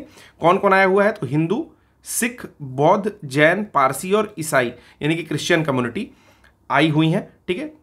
कब आई हुई हैं? तो बिफोर दिसंबर 31, 2014, यानी कि दिसंबर 31, 2014 से पहले या उस दिन, ठीक है ना, अगर भारत में प्रवेश कर चुके हैं और जिन्हें केंद्र सरकार ने पासपोर्ट भी दे दिया है, whom the central government has exempted under the passport entry into India, और पासपोर्ट नहीं दिया है, मतलब पासपोर्ट एंट्री के लिए एग्जेम्प्ट कर दिया है, मतलब इन्हें पासपोर्ट नहीं चाहिए एंट्री के लिए, समझ में आया। यानी कि वो 31 दिसंबर 2014 से पहले भारत में एंट्री किए हैं और उन्हें केंद्र सरकार ने एग्जेम्प्ट कर दिया है, जो passport entry into India act 1920 है, उसके अंतर्गत, कि हम आपके पास पासपोर्ट नहीं है तो भी कोई बात नहीं, ठीक है। या फिर दूसरा एक्ट है फॉरेनर एक्ट 1946, यानी कि अवैध प्रवासी अधिनियम जो है, या विदेशी अधिनियम 1946 के तहत भी छूट दे दी है। उनको अब नहीं ट्रीट किया जाएगा इलीगल माइग्रेंट्स, यानी कि अवैध प्रवासी नहीं ट्रीट किया जाएगा। फिर से रिपीट कर रहा हूं, परेशान मत होइए, ठीक है। कह रहा है कि 3 स्थान है, कौन कौन से देश है? पहला है अपना पड़ोसी बांग्लादेश, दूसरा ये पाकिस्तान हुआ, और तीसरा है अफगानिस्तान, ठीक है। इन तीनों जगह से अगर मुस्लिमों को छोड़ करके हिंदू आए हुए हैं, सिख आए हुए हैं, बौद्धिस्ट आए हुए हैं, जैनीज आए हुए हैं, पारसी आए हुए हैं, या क्रिश्चियन आए हुए हैं। तो अगर ये लोग 31 दिसंबर 2014 से पहले आ गए हैं तो सेंट्रल गवर्नमेंट जो एक एक्ट है पासपोर्ट एक्ट 1920 उसके तहत या फिर फॉरेनर एक्ट 1946 यानी कि विदेशी अधिनियम 1946 के तहत छूट दे रही है और कह रही है कि अब इन लोगों को भारत में अवैध प्रवासी नहीं माना जाएगा। ठीक है, पहला चेंज ये किया। दूसरा चेंज क्या किया नागरिकता संशोधन अधिनियम में, तो सीए का जो दूसरी बात है वो ये कह रहा है कि सीए में ये माना गया कि भारत में प्रवेश लेने वाले जो भी इन समुदायों के बारे में बात हो रही थी कि इनके सदस्यों को इन देशों में धार्मिक उत्पीड़न का सामना करना पड़ रहा था, इसलिए हमने ऐसा किया। ठीक है, तो ये पॉइंट भी याद रखेंगे। Member of these communities were entered India faced religious persecution in these countries. तो जो बांग्लादेश है, पाकिस्तानवा है और अफगानिस्तान है, इन कंट्रीज में कहीं ना कहीं इन लोगों को धार्मिक भेदभाव या धार्मिक उत्पीड़न, जिसको परसिक्यूशन लिखा हुआ है, उसका सामना करना पड़ रहा था। इसीलिए इन लोगों को हम लोग जो है भारत में एंट्री दे दी है। तीसरी बात क्या कह रहा है कि ये अधिनियम जो है संविधान की 6वीं अनुसूची के अंतर्गत आने वाले क्षेत्रों पर लागू नहीं होती है, कि will not apply to the areas covered by the constitution 6th schedule. अब 6th शेड्यूल में कौन कौन है ये आप लोग कमेंट बॉक्स में बताओ, क्योंकि अभी लास्ट ही मतलब कल की ही न्यूज़ में अभी हम लोग रात में ही पढ़े हैं कि 6th शेड्यूल का दर्जा लद्दाख जो है डिमांड कर रहा था। तो कौन कौन से स्टेट आते हैं ये आप बताओ, क्योंकि वहाँ पर एडीसी की बात हम लोग कर रहे थे। ठीक है, AMTM है उसका फुल फॉर्म, आप लोग कमेंट बॉक्स में अभी तुरंत बताओ वीडियो को पॉज करके। अच्छा, लिख ही दिया है। ठीक है, जो कि ऑटोनॉमस ट्राइबल डोमिनेटेड रीजन है, जैसे कि असम, मेघालय, त्रिपुरा और मिजोरम, फिर भी लिख दीजिए आप लोग, अच्छा लगेगा। ठीक है, तो इन क्षेत्रों पर लागू नहीं होती है। तो चंडीगढ़ में एक मेयर इलेक्शन हुआ और सुप्रीम कोर्ट का उसमें डिसीजन आया, क्योंकि सुप्रीम कोर्ट को इंटरवीन करना पड़ा, यानी कि हस्तक्षेप करना पड़ा। ठीक है, तो आपको एक व्यक्ति का नाम बहुत ठीक से पता होगा, अनिल मसीह का। ठीक है, आप लोगों ने इनकी फोटो भी देखी होगी, एक कैमरे की ओर देख रहे थे पोलिंग के समय वोट गिनते हुए और कुछ कुछ उसमें लिख रहे थे, कुछ रिजेक्ट कर रहे थे। ठीक है, तो कहीं ना कहीं ये थोड़ा सा फ्रॉडुलेंट एक्टिविटीज़ में इन्वॉल्व हुए, बाद में कुछ रूमर्स आया, लेकिन बीजेपी ने कहा कि हमसे कोई संबंध नहीं है, वो क्या कर रहे थे, क्यों कर रहे थे, वो अपना जाने। ठीक है, तो देख लेते हैं पूरा मैटर क्या है। जो डिस्प्यूट था, देखिए इसमें हुआ ये था चंडीगढ़ मेयर इलेक्शन में कि सुप्रीम कोर्ट जब इंटरवीन किया तो इसने जो भी फैसला आया हुआ था उसको ओवरटर्न कर दिया, पलट दिया, और जो आप के कैंडिडेट हैं कुलदीप कुमार, उनको जो है म्युनिसिपल कॉर्पोरेशन वाले रिजल्ट में विजयी घोषित कर दिया। यानी कि नगर निगम परिणाम में आपके उम्मीदवार कुलदीप कुमार को विजयी घोषित कर दिया। हुआ क्या था कि चंडीगढ़ के जो मेयर का चुनाव था वो 30 जनवरी 2024 को घोषित किया गया था, जिसमें भाजपा के उम्मीदवार थे मनोज सोनकर।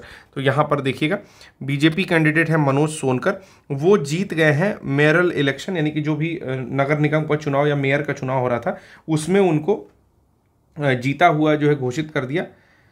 और इन्होंने हराया किसको था, तो कांग्रेस और आपके कुलदीप सिंह को हरा दिया था, जो कि इन दोनों के यानी कांग्रेस और आपके संयुक्त एक तरह से नॉमिनी थे, या उसको कह सकते हैं आप उम्मीदवार थे। कुलदीप सिंह को हरा दिया था, 16 वोट से हराया था। ये भी चीज़ याद रखनी है कि 16 वोट से हराया था। ठीक, जिसमें कुलदीप सिंह को कुल मिलाकर के 12 वोट मिले थे और 8 वोटों को जो है इनवैलिड घोषित कर दिया गया था। इस इलेक्शन में जो प्रिजाइडिंग ऑफिसर यानी कि पीओ जो था, पीठासीन अधिकारी, वो थे अनिल मसीह। फिर जब इस पर थोड़ा विवाद होता है, उनकी कैमरे से फुटेज सामने आती है, आप सब लोगों ने देखा होगा। अनिल मसीह टेम्परिंग इलेक्शन ऐसे करके डाल दोगे तो मिल भी जाएगा, आपको याद भी आ जाएगा।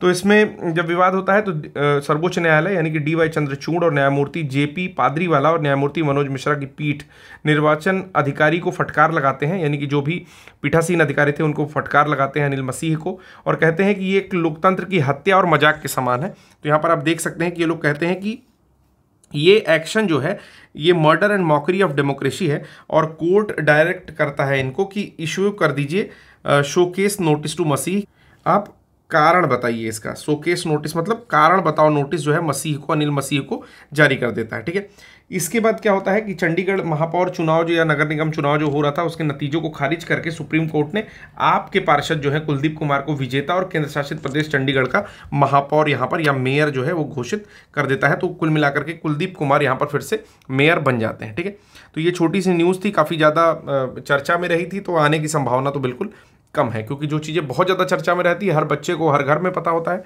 वो चीज़ें नहीं पूछता एग्जामिनेशन में। ठीक है, या पूछने के चांसेस कम होते हैं। अगली जो न्यूज़ है वो है UNESCO tentative world heritage site को लेकर के। ठीक है, न्यूज़ का आइए देख लेते हैं।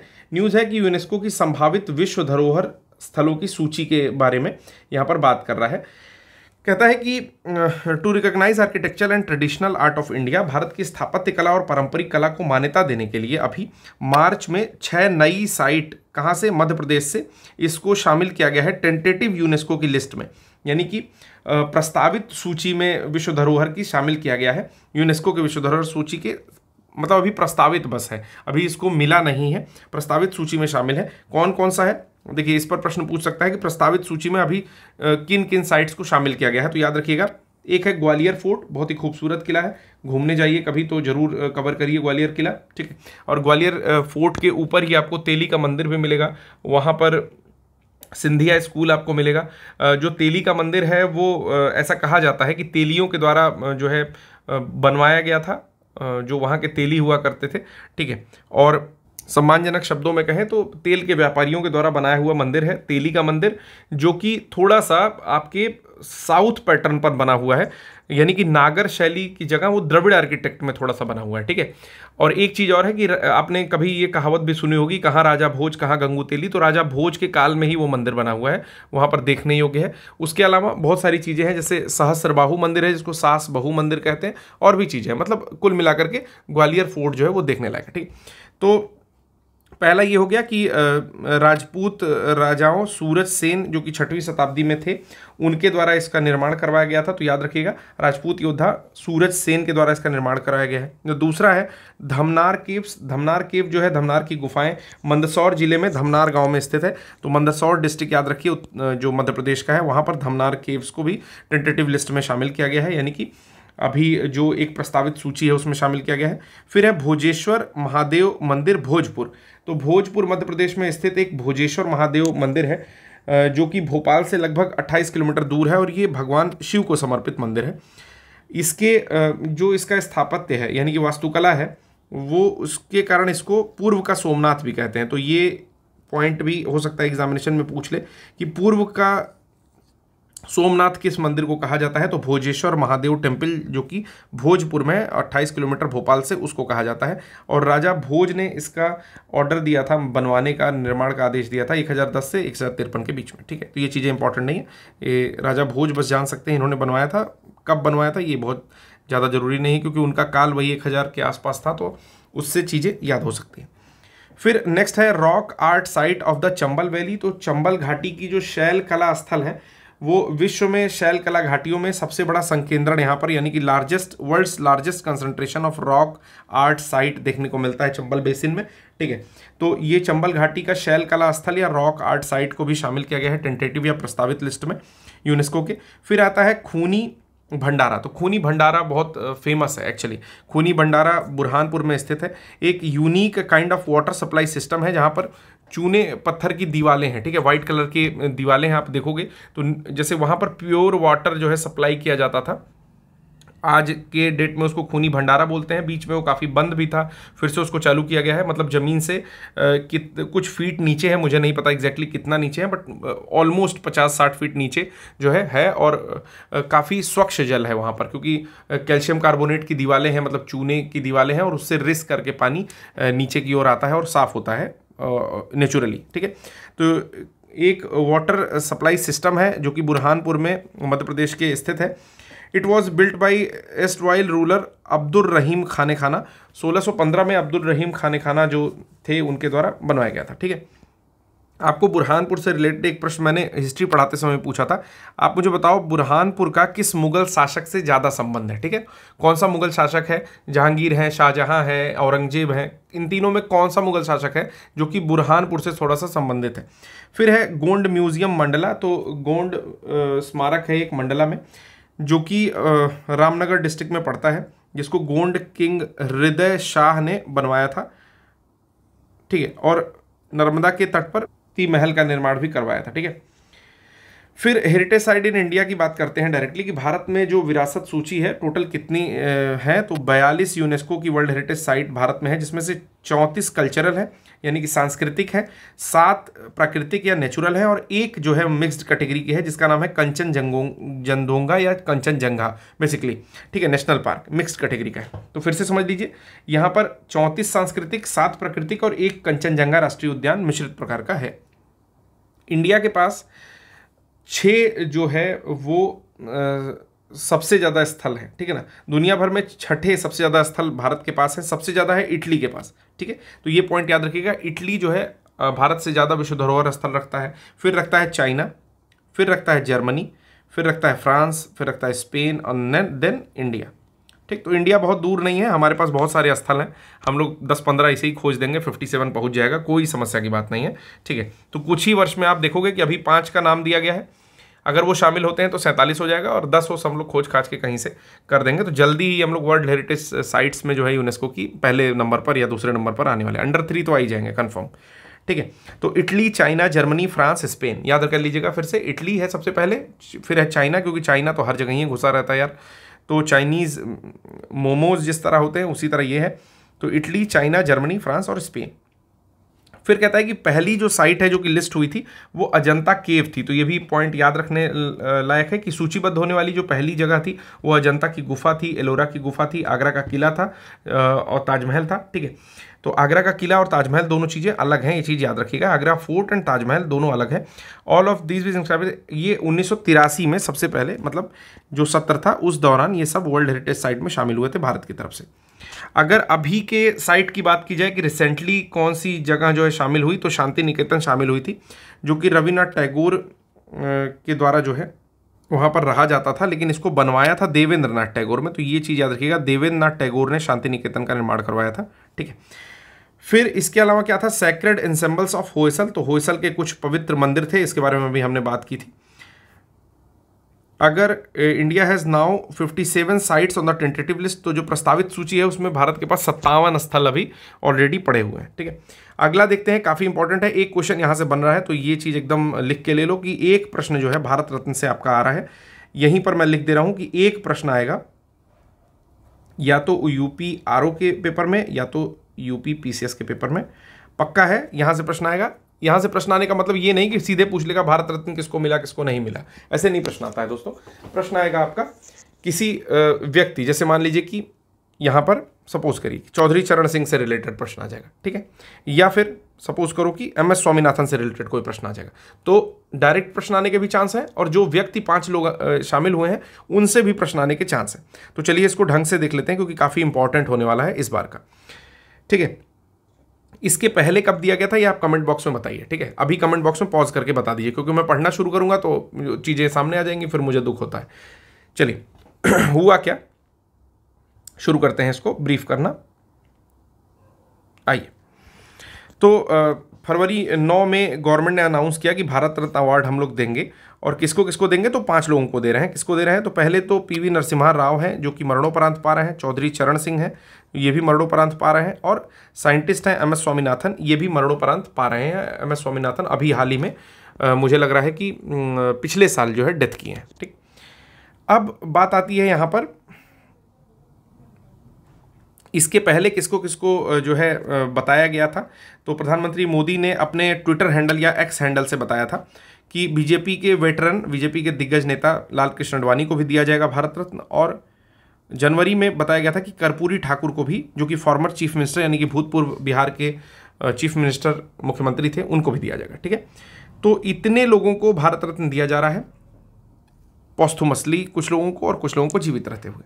तो कुल मिलाकर के 5 लोगों को यह अवार्ड दिया जा रहा है, जिसमें से 4 लोग जो है मरणोपरांत प्राप्त करेंगे। पहला है कर्पूरी ठाकुर, के बारे में जान लेते हैं। इनको जननायक की उपाधि से जाना जाता है। तो देखिए प्रश्न यहाँ से भी बनता है, बिहार वाले बिल्कुल सावधान हो जाए, कई लोग पूछते हैं कि सर बिहार में भी कुछ आएगा, तो ऐसा है ना बच्चा, बिहार में तो आइबे ना करेगा, ठीक है। तो बिहार वाले ये जान जाए कि जननायक किसको बोलते हैं, तो कर्पूरी ठाकुर को बोलते हैं, ठीक है।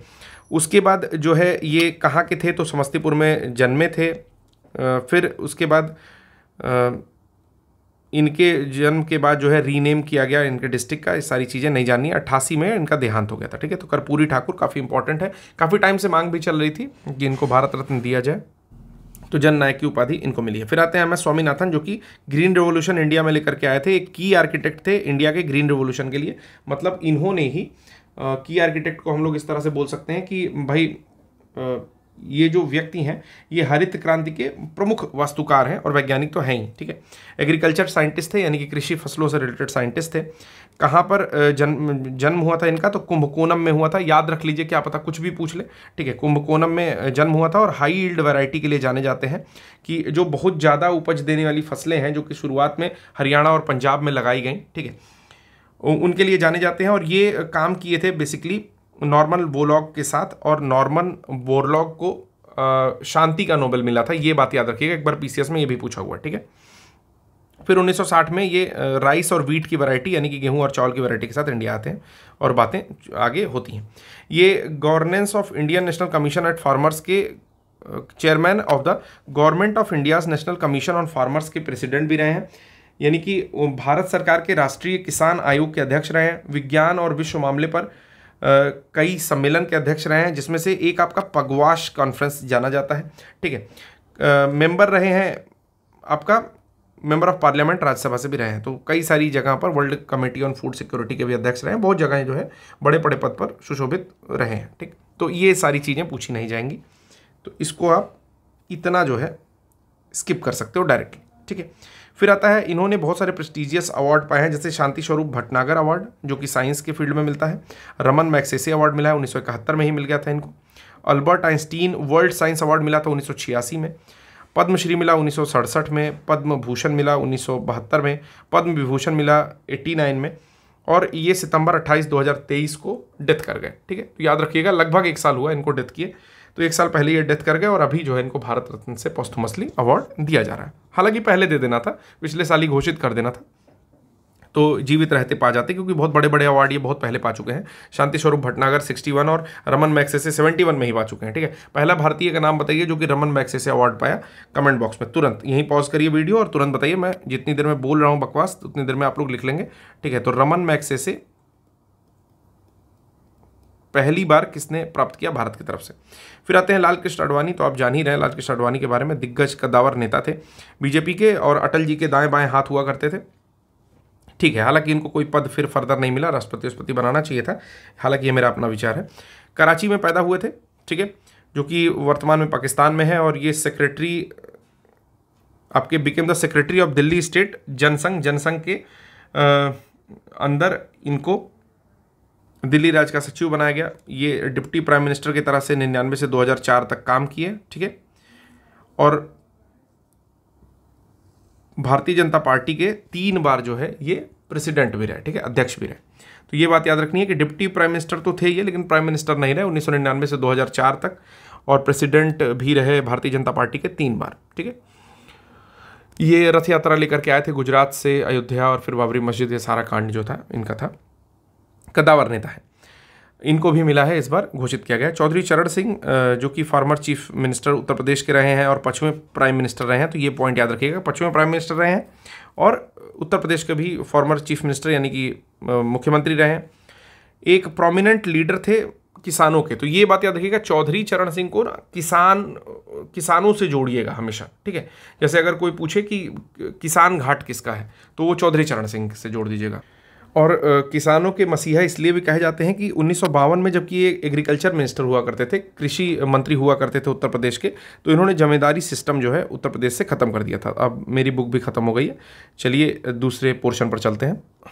तो नेक्स्ट PDF से स्टार्ट कर रहे हैं कि ये PV नरसिम्हा राव का पूरा नाम लिखा हुआ है, पमुला पर्थी वेंकट नरसिम्हा राव। तो जन्मे थे ये करीमनगर में, ठीक है, ये पॉइंट याद कर लेंगे, करीमनगर में जन्मे हुए हैं, और ये 9th प्राइम मिनिस्टर के तौर पर भारत को सर्व किए हैं 91 से लेकर के 96, और इन्हीं के टाइम में PV नरसिम्हा के राव के टाइम में ही LPG रिफॉर्म हुए, लिक्विडेशन, प्राइवेटाइजेशन और ग्लोबलाइजेशन। ये डॉक्टर मनमोहन सिंह के साथ भी काम किए थे, और LPG स्कीम भी लिखा हुआ है। 73वां और 74वां संविधान संशोधन, कॉन्स्टिट्यूशनल अमेंडमेंट जो है इन्हीं के समय में हुआ था, जो कि आपके पंचायत से रिलेटेड यानी कि पंचायती राज सिस्टम और नगर पालिका को लेकर के था। इन्होंने पब्लिश किया था सहस्र फन, ठीक है, हिंदी का ट्रांसलेशन किया गया विश्वनाथ सत्यनारायण फेमस तेलुगु नॉवेल वेई पडगालू के द्वारा जो लिखित था, ठीक है। मतलब एक तेलुगु नाटक नॉवेल था, यानी कि आपका नॉवेल को क्या बोलते हैं यार हिंदी में, उपन्यास, ठीक है। तो तेलुगु उपन्यास था वेई पडगालू, उसको इन्होंने सहस्र फन के रूप में लिखा था, एक हिंदी ट्रांसलेशन था, ठीक है। फिर नेक्स्ट जो न्यूज़ आती है वो है आपकी सुप्रीम कोर्ट ने डिक्लेयर किया इलेक्टोरल बॉन्ड अनकॉन्स्टिट्यूशनल, कि इलेक्टोरल बॉन्ड जो चल रहे थे चुनावी बॉन्ड वो असंवैधानिक है। काफ़ी बड़ा न्यूज़ उस समय की कवरेज में था ये, ठीक है। तो ये भी न्यूज़ हम लोग देख लेते हैं। तो ये सब कुछ हुआ 15 फरवरी को। तो पहले ये डेट जो है एक बारी दिमाग में रख लीजिए कि 15 फरवरी 2024 को एक्स डाउन कर दिया गया, यानी कि चुनावी बॉन्ड योजना जो थी उसमें संज्ञान लेकर के सर्वोच्च न्यायालय ने इस पर रोक लगा दी और इसको असंवैधानिक के साथ साथ वॉइड अर्थात शून्य करार या शून्य घोषित कर दिया।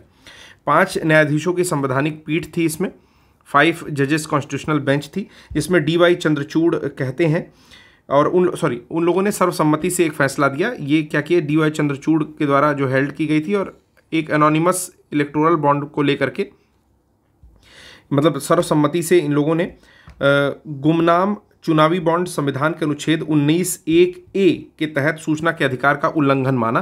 तो ये लोग वायलेशन माने right to information under article 19(1)(a) का, ठीक है। याद रखना है 5 जजों की संवैधानिक पीठ है जिसमें DY चंद्रचूड़ हेड कर रहे हैं, और उन्होंने एनोनिमस लिखा हुआ है बट यूनिमसली होना चाहिए, यूनैनिमसली, ठीक है, यूनैनिमसली होना चाहिए। अब मुझे एनोनिमस थोड़ा सा गलत लग रहा है, यूनैनिमसली मतलब होता है एक मत में, ठीक है। तो यूनैनिमसली जो है यहाँ पर इसको माना कि 19(1)(a) का जो है ये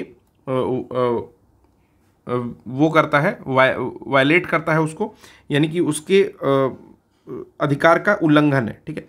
फिर सुप्रीम कोर्ट एक और ऑर्डर पब्लिश किया, एक और जो है आदेश दिया, प्रकाशित किया कि चुनावी बॉन्ड लेन देन का विवरण भी जो है प्रकाशित किया जाए, कि जो भी इलेक्टोरल बॉन्ड का ट्रांजैक्शन है उसकी डिटेल भी प्रदान की जाए। सुप्रीम कोर्ट ने फिर से एक बात कहा कि दोहरे अनुपातिक परीक्षण की अवधारणा को लागू किया, इसमें डबल प्रोपोर्शनैलिटी टेस्ट को लागू किया, दोहरे अनुपातिक परीक्षण की अवधारणा को लागू किया। इस दृष्टिकोण में यहाँ प्रतिस्पर्धी मौलिक अधिकारों, सूचना के अधिकार और गोपनीयता के अधिकार को संतुलित करना शामिल है। व्यक्तिगत मतदाता के सूचना के अधिकार को अधिक महत्व दिया गया है। तो देखिए इसमें बहुत टिपिकल डिसीजन है ये, तो इसको ध्यान दीजिएगा। सुप्रीम कोर्ट ने कौन सा कंसेप्ट लगाया, तो डबल प्रोपोर्शनैलिटी टेस्ट लगाया, यानी कि दोहरे अनुपातिकता परीक्षण की अवधारणा को लागू किया। ये अप्रोच क्या इन्वॉल्व करती है, तो बैलेंस करती है एक तरह से किस किस चीज़ को, जो प्रतिस्पर्धी मौलिक अधिकार है, यानी कि जो कंपीटिंग फंडामेंटल राइट है, ठीक है, राइट टू इन्फॉर्मेशन सूचना का अधिकार जो है, ठीक है, और राइट टू प्राइवेसी, इन तीनों को जो है एक तरह से बैलेंस करने वाला, तीनों को नहीं मतलब फंडामेंटल राइट्स के द्वारा राइट टू इन्फॉर्मेशन और राइट टू प्राइवेसी को बैलेंस कर रहा है। और ग्रेटर वेटेज किस चीज़ को दिया गया, तो व्यक्तिगत मतदान के सूचना के अधिकार को अधिक महत्व दिया गया, यानी कि ग्रेटर वेटेज असाइन किया गया इंडिविजुअल वोटर के राइट टू इन्फॉर्मेशन को, ठीक है। स्टेट बैंक ऑफ इंडिया के द्वारा जो है मतलब has been ordered, state bank of India को आदेश दिया गया कि आगे से कोई भी आप चुनावी बॉन्ड, इलेक्टोरल बॉन्ड जो है वो इशू नहीं करेंगे, ठीक है। और इस तरह की जो भी परचेज होगी बॉन्ड की पॉलिटिकल पार्टीज के लिए हुई थी, परचेज होगी नहीं, हुई थी जो 12 अप्रैल 2019 से लेकर के, उसके बारे में इलेक्शन मतलब आप जो है बताइए भी, ठीक है, उसका विवरण भी चुनाव आयोग को प्रस्तुत करिए, यानी कि इलेक्शन कमीशन ऑफ इंडिया को प्रस्तुत करिए। बाद में क्या हुआ कि इलेक्शन कमीशन ऑफ इंडिया ने एक SBI के द्वारा साझा की गई सभी जानकारियों को अपनी आधिकारिक वेबसाइट पर प्रकाशित कर दिया था, ठीक है। इलेक्टोरल बॉन्ड क्या होते हैं, तो इलेक्टोरल बॉन्ड के बारे में आपको थोड़ा बहुत चीज़ें पता होगी कि फरवरी 2017 में जब केंद्रीय बजट पेश किया गया, तो जो उस समय के फाइनेंस मिनिस्टर हैं अरुण जेटली, उन्होंने इलेक्टोरल बॉन्ड यानी कि चुनावी बॉन्ड स्कीम को भी लेकर के आए। इसमें कहा यह जाता था कि नाम नहीं बताया जाएगा कि किस व्यक्ति ने दान किया है, वो ले जा करके SBI से बॉन्ड खरीद सकता है और SBI से खरीद करके अपनी मनपसंद पॉलिटिकल पार्टीज में दे सकता है। समझ में आ रहा है, ठीक है। और ये एक P नोट की तरह होगा, यानी कि प्रोमिसरी नोट की तरह से होगा, कि वचन पत्र की तरह से होगा, ठीक है। और इसका जो अनावरण या अधिसूचना जारी करके हुआ वो 2 जनवरी 2018 से इसका नोटिफिकेशन जारी करके इसको अनवील कर दिया गया, यानी कि स्टार्ट कर दी गई स्कीम। इस स्कीम में SBI के द्वारा ही खरीदा जा सकता था केवल, और उसकी किसी भी शाखा से, और उसमें 1,000 रुपये, 10,000 रुपये, 1,00,000 रुपये, 10,00,000 रुपये और 1 करोड़ रुपये के विभिन्न मूल्य वर्गों में इसको जो है बेचा जाता था। ठीक है। तो ये था चुनावी बॉन्ड का जुमला जो कि खत्म हो चुका है। अब हम लोग देखने जा रहे हैं उत्तराखंड के यूनिफॉर्म सिविल कोड को, यानी कि उत्तराखंड के समान न्याय संहिता को। एक बार हिंदी में बकायदे समझते हैं कि ये न्यूज़ क्या है।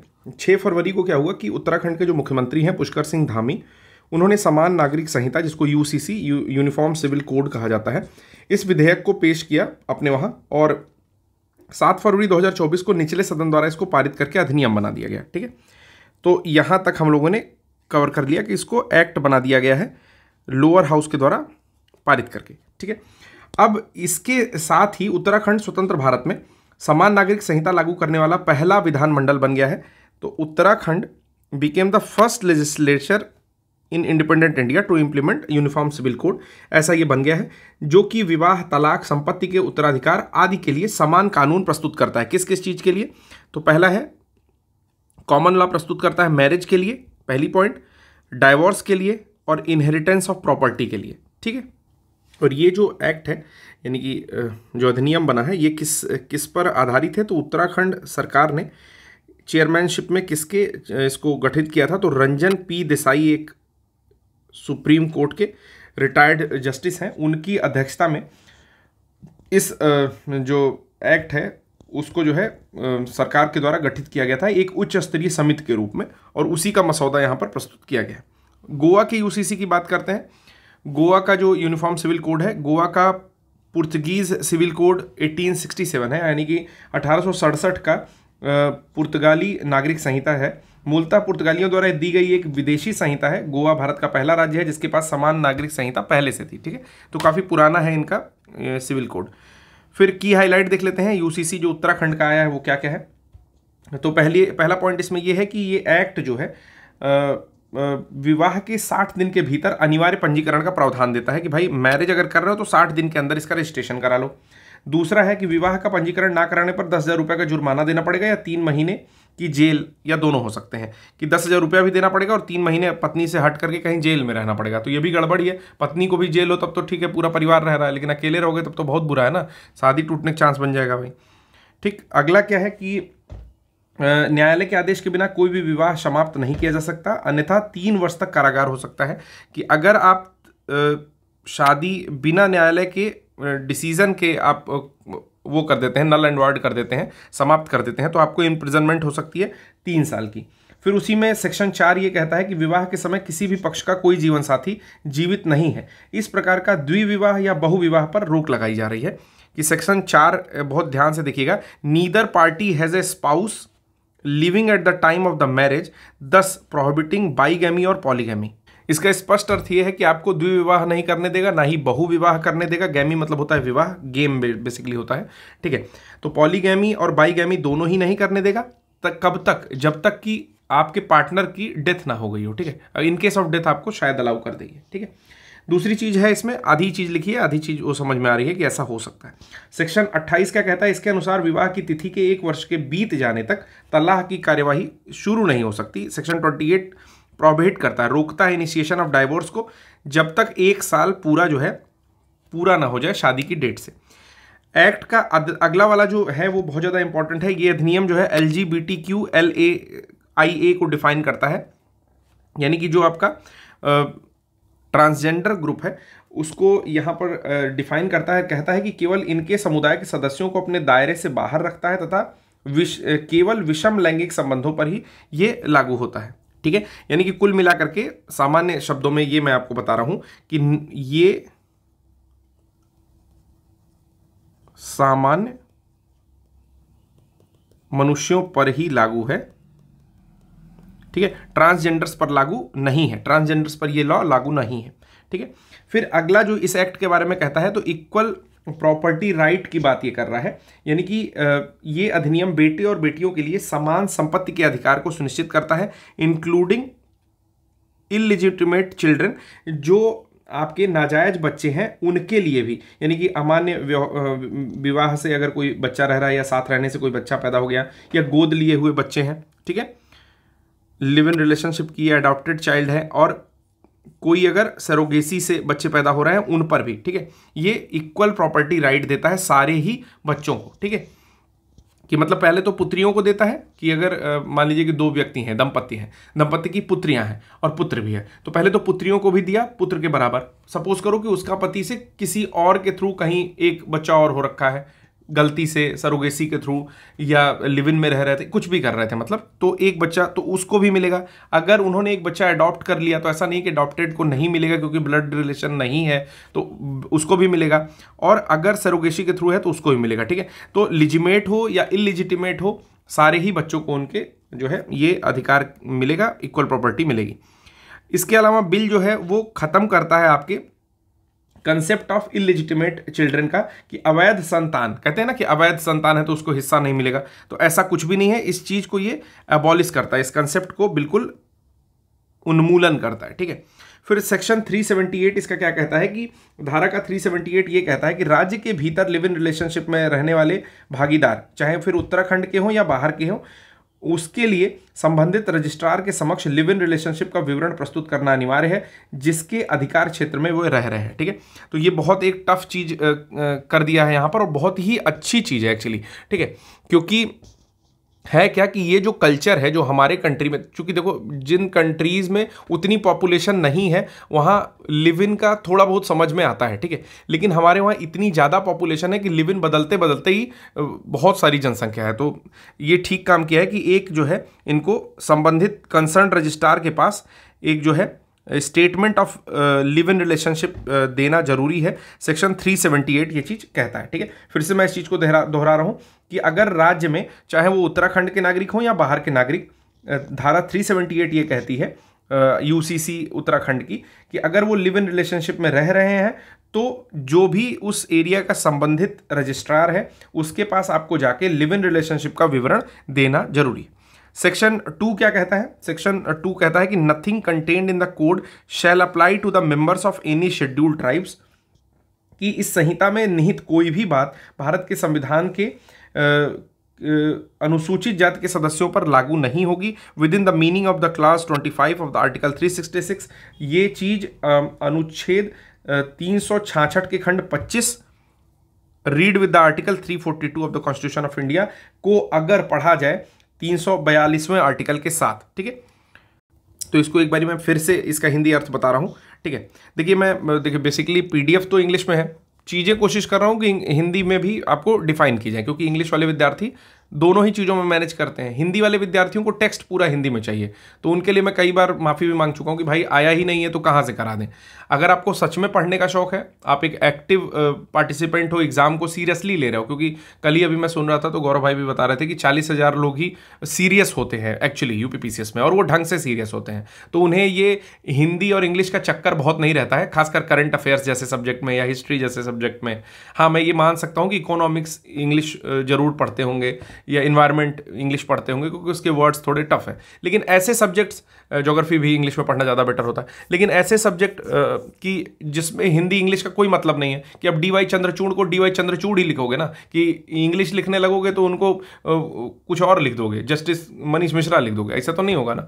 तो यार इसमें कोई फर्क नहीं पड़ता है। तो सीधे सेक्शन 2 की बात फिर से करते हैं। सेक्शन 2 क्या स्टिपुलेट करता है, क्या प्रावधान देता है? कहता है इस संहिता में निहित, ठीक है, जो भी चीजें हैं वो अगर अनुच्छेद 342 को अनुच्छेद 366 के सेक्शन या क्लॉज 25 के साथ पढ़ी जाए तो किसी भी अर्थ में अनुसूचित जनजाति के सदस्यों पर ये चीजें लागू नहीं होंगी। Nothing content in this code, जो भी इस कोड में ऐसी चीजें कोई भी नहीं शामिल है, shall apply to the members of any scheduled tribes, जो कि किसी भी शेड्यूल्ड ट्राइब्स पर अप्लाई हो within the meaning of clause 25 और आर्टिकल 366, जो कि आर्टिकल 366 के क्लॉज 25 को अगर पढ़ा जाए साथ में 342 के कॉन्स्टिट्यूशन ऑफ इंडिया के, तो ठीक है। अगला जो है अयोध्या राम मंदिर, फेमस टॉपिक है, क्वेश्चन पूछने की संभावना भी है। तो चलिए देख लेते हैं राम मंदिर के बारे में। जनवरी 22 को क्या हुआ? Consecration of historic Ram temple in Ayodhya was held with prime minister Narendra Modi attending the rituals with present of prominent figure from various field. तो देखिए इसका सिंपल सा अर्थ यह है कि राज्याभिषेक किया गया है जो भी ऐतिहासिक राम मंदिर है अयोध्या में उसका, जहाँ पर प्राइम मिनिस्टर प्रेजेंट थे और इस सारी रिचुअल्स में जो भी यहाँ पर आपका अनुष्ठान हो रहे थे उसमें, और बाकी बहुत सारे प्रोमिनेंट लीडर यानी कि प्रमुख हस्तियों की उपस्थिति भी इसमें थी। ठीक है, ये सारी चीज़ें हुई कब है? तो जनवरी 22 को हुई हैं। डेट बिल्कुल याद कर लीजिएगा। ठीक है, डेट याद कर लीजिएगा कि जनवरी 22 को ये चीज़ें हुई हैं। फिर कहा गया कि रामलला की जो मूर्ति है उसका अनावरण प्राण प्रतिष्ठा समारोह में किया गया, यानी कि इसको अनवील किया गया, अनावरण किया गया, कॉन्सिक्रेशन प्राण प्रतिष्ठा जिसको बोल रहे हैं, इस सेरेमनी में, जो कि नरेंद्र मोदी के द्वारा अटेंड की गई। उसके अलावा इसमें आरएसएस के प्रमुख मोहन भागवत जी थे, उत्तर प्रदेश के चीफ मिनिस्टर का रहना जरूरी ही है, योगी आदित्यनाथ जी, और गवर्नर आनंदीबेन पटेल थी जो कि गर्भगृह में प्रेजेंट थी। ठीक है, अलॉन्ग विथ प्रोमिनेंट प्रीस्ट्स, जो भी पुजारी हैं वो बाकी यहाँ पर प्रेजेंट थे। ठीक है, तो एक बार फिर से मैं इसको समाप्त कर रहा हूँ कि रामलला की मूर्ति का अनावरण प्राण प्रतिष्ठा समारोह में किया गया, जिसमें प्रधानमंत्री नरेंद्र मोदी, आरएसएस प्रमुख मोहन भागवत, उत्तर प्रदेश के मुख्यमंत्री योगी आदित्यनाथ और राज्यपाल आनंदीबेन पटेल, जो कि गर्भगृह में मौजूद थी, सहित प्रमुख पुजारी यहाँ पर मौजूद थे। The prime minister later unveiled a statue of Jatayu on the premises of the Ayodhya Ram Mandir. तो अयोध्या राम मंदिर के ही क्षेत्र में जटायु की जो स्टैच्यू है, जटायु की जो मूर्ति है, एक तरह से कह सकते हैं प्रतिमा है, उसका भी अनावरण करते हैं। ठीक है, फिर आता है आपका मंगल ध्वनि, मंगल भवन अमंगल हारी वाली ध्वनि। देखिए मंगल ध्वनि में क्या हुआ था, 50 ट्रेडिशनल म्यूजिक इंस्ट्रूमेंट को, यहाँ पर पारंपरिक जो वाद्यंत्र हैं उनको अक्रॉस द कंट्री, पूरे भारतवर्ष से इसका पार्ट बनाया गया था, और मंगल ध्वनि की जो है यहाँ पर हिस्सेदारी में थे, और यही चीज़ जो है रेजोनेट हुई, गूंजी पूरे मंदिर में। ठीक है, जो मंगल ध्वनि थी। ठीक है, तो ये याद रखना है कि कितने इंस्ट्रूमेंट थे वहाँ पर, कितने वाद्यंत्र शामिल किए गए थे। तो 50 वाद्यंत्र जो है टोटल पारंपरिक संगीत के यहाँ पर मंगल ध्वनि के हिस्सा थे, जो कि नवनिर्मित अयोध्या राम मंदिर के अभिषेक के दौरान शामिल हुए थे। कुछ और चीज़ें देख लेते हैं, ये इसमें से एक प्रश्न आ जाना चाहिए मुझे लगता है, तो कुछ चीज़ें देख लेते हैं। जैसे डिज़ाइन एडवाइड, पहले आर्किटेक्ट देखते हैं। कुछ फीचर्स यहाँ पर दिए हुए हैं, अगर नहीं दिख रहा है तो बस आवाज़ सुनिए। पहला तो देता है कि आर्किटेक्ट कौन है, तो आर्किटेक्ट है चंद्रकांत भाई सोमपुरा और उनके बच्चे निखिल सोमपुरा और आशीष सोमपुरा। ठीक है, जो कि आर्किटेक्ट है। ठीक, अयोध्या राम टेम्पल के। फिर डिज़ाइन एडवाइज़र कौन है, तो IIT Guwahati, IIT Chennai, IIT Bombay, SVNIT Surat, CBRI Roorkee, NGRI Hyderabad और एनआईआरएम। तो इतने लोग डिज़ाइन एडवाइज़र हैं। अब देखिए ये थोड़ा सा टिपिकल पॉइंट होता है, तो इसको जरूर तैयार करिए। कह देगा कि निम्न में से कौन, which of the following is not in design advisers of Ram temple. ठीक है, अयोध्या राम टेम्पल। तो फिर से एक बार दोहरा दे रहा हूँ, आईआईटी गुवाहाटी आपका नॉर्थ ईस्ट वाला, आईआईटी चेन्नई साउथ वाला, आईआईटी बॉम्बे बम्बई वाला, एसवीएनआईटी सूरत, सीबीआरआई रुड़की ऊपर उत्तराखंड वाला, एनजीआरआई हैदराबाद और एनआईआरएम, इतने लोग थे। वहीं आर्किटेक्ट में चंद्रकांत भाई सोमपुरा थे और उनके 2 बच्चे निखिल और आशीष थे। ठीक है, अरे चंद्रकांत भाई वही आपके कॉलोनी वाले, और निखिल और जो आशीष हैं वो दोनों, ये लोग आर्किटेक्ट थे। अगर कंस्ट्रक्शन कंपनी की बात की जाए तो ये तो ईजी है, इस पर प्रश्न नहीं पूछेगा। लॉरेसन एंड ट्यूब्रो जो है एल&टी कंस्ट्रक्शन कंपनी थी। Project management company Tata consultancy engineer limited, TCEL थी। ठीक है, TCS नहीं थी, याद रखिएगा। टाटा कंसल्टेंसी सर्विसेज नहीं थी, टाटा कंसल्टिंग इंजीनियर्स लिमिटेड थी। डायमेंशन से कोई मतलब नहीं है हम लोग को। टेम्पल एरिया लगभग 2.7 एकड़ 57,400 स्क्वायर फीट में बना हुआ है। आर्किटेक्चरल हाइलाइट्स में देखेंगे कि 3 स्टोरी का है, 392 पिलर्स हैं, 44 दरवाजे हैं। ठीक है, ये ऑफिशियल एक्स अकाउंट से लिया हुआ डेटा है सारा। बाउंड्री वॉल छोड़ दीजिए, बाउंड्री वॉल नहीं देखना है हम लोग को। द्रविड़ स्टाइल का इन्फ्लुएंस इसमें दिखता है, ये बात याद रखिएगा। मंडप देखेंगे तो 5 मंडप है यहाँ पर। पहला है नृत्य मंडप, रंग मंडप, सभा मंडप, प्रार्थना मंडप और कीर्तन मंडप। फिर से मैं इसको दोहरा रहा हूं, इस पर पूछे जाने का प्रश्न ज्यादा है। ठीक है ना, इसको अरेंज कर सकते हैं हम लोग, तो स्पार्कन से इसको हम लोग अरेंज कर सकते हैं। तो उल्टा थोड़ा सा पढ़ना पड़ेगा कि सभा मंडप, ठीक है, प्रार्थना मंडप, पी से, आर स्टैंड्स फॉर यहाँ पर राग मंडप, ठीक है, के फॉर कीर्तन मंडप और एन फॉर आपका नृत्य मंडप। तो स्पार्कन से याद कर लीजिए, SPRKN। ठीक है, अच्छा मुझे जुगाड़ मिला, ये बता दिया आप लोगों को। स्पार्कन मंडप जो है 5 मंडप है टोटल, और इनकी जो बाउंड्री वॉल है वो द्रविड़ स्टाइल इसमें देखी जा सकती है। आगे की बात करें तो जो ग्राउंड फ्लोर है टेम्पल का, उसको डिज़ाइन किया गया है, उसमें स्टोरी दिखाई गई है जीवन की और चाइल्डहुड, बाल्यकाल की राम जी के। फर्स्ट फ्लोर पर डिज़ाइन किया गया है लॉर्ड राम के दरबार को, याद रखिएगा। ठीक है, मतलब बेस में दिखाया जा रहा है कि बच्चे हैं, उनके बाल्यकाल से रिलेटेड कुछ स्टोरीज डिपिक्ट की गई हैं वॉल पर। पहले फ्लोर पर उनके राम दरबार को दिखाया गया है। परकोटा के बारे में यहाँ पर बात की जा रही है। परकोटा यानी कि आसपास का जो परिसर होता है वो परकोटा कहलाता है। तो टेम्पल जो मंदिर है वो एक विशाल दीवार से घिरा है जिसको परकोटा कह रहे हैं, ठीक है। तो परकोटा किसको बोल रहे हैं? Surrounded by a rectangular compound wall, ये इसमें मंदिर है बीच में और ये जो वॉल्स है इसी को परकोटा कह रहे हैं। फिर इसके साथ कह रहा है कि राम मंदिर टेम्पल कॉम्प्लेक्स जो है बहुत सारे रिलीजियस स्ट्रक्चर रखता है, पंचायतन स्ट्रक्चर शैली में जो कि बना हुआ है, ठीक है। फिर कहता है कि ये टेम्पल जो है डेडिकेट करते हैं सूर्य देव को, जैसा कि इसमें बताया मैंने ना कि बहुत सारे अदर भी सेवरल अदर रिलीजियस स्ट्रक्चर्स हैं, बहुत सारे अन्य भी आपके धार्मिक टाइप के स्ट्रक्चर बने हुए हैं, ठीक है, मंदिर। तो इस टेम्पल्स में आता है पहला सूर्य देव को समर्पित टेम्पल है, देवी भगवती को है, गणेश भगवान को समर्पित है और लॉर्ड शिवा को समर्पित जो मंदिर हैं वो भी यहाँ पर उपस्थित हैं। इसके अलावा टेम्पल ऑफ माँ अन्नपूर्णा उत्तर दिशा में है, लॉर्ड हनुमान का साउथ आर्म मतलब दक्षिण दिशा में है। रामलला आइडल के बारे में बात करें कि रामलला की मूर्ति के बारे में बात करें तो इसको जो है नाम दिया गया है बालक राम, ठीक है। जो आइडल है इनका, जो मूर्ति है उसको नाम दिया गया है बालक राम, यानी कि ये 5 साल के राम भगवान को डिपिक्ट किया गया है। और इसको 3 स्कल्प्टर्स ने, 3 वास्तुकारों ने जो है अपने हाथों से सजाया है। पहले है गणेश भट्ट जी, गणेश भट्ट, अरुण योगीराज जिनका नाम बहुत ज़्यादा फेमस हो रहा था, और तीसरे हैं सत्य नारायण पांडे, ठीक है। सत्य प्रकाश नहीं, सत्य नारायण पांडे, ठीक। तो इनका नाम भी याद रखेंगे। किससे बनाया गया है? तो मैग्निफिसेंट ब्लैक स्टोन से बनाया गया है, शानदार काले पत्थर से बनाया गया है। कृष्णशिला जिसको नाम दिया गया था, 150 किलो का, 150 से 200 किलो उसका भार था, और इसको क्राफ्ट किया गया है Mysore based famous sculpture Arun Yogiraj के द्वारा, मैसूर कर्नाटका के जो हैं, और इसी चीज़ को मेन गर्भगृह के लिए सेलेक्ट भी किया गया है। 51 इंच की टोटल आइडल है, लगभग इसकी जो चौड़ाई है वो 3 फीट की है, और राम जी को 5 साल का दिखाया गया है, तो मैंने आपको बता ही दिया। राइट हैंड जो है इनका आशीर्वाद देते हुए दिखाया गया है, दाहिने हाथ में आशीर्वाद देते हुए दिखाया गया है, और दूसरे हाथ में ये एक तीर पकड़े हुए हैं, ठीक है।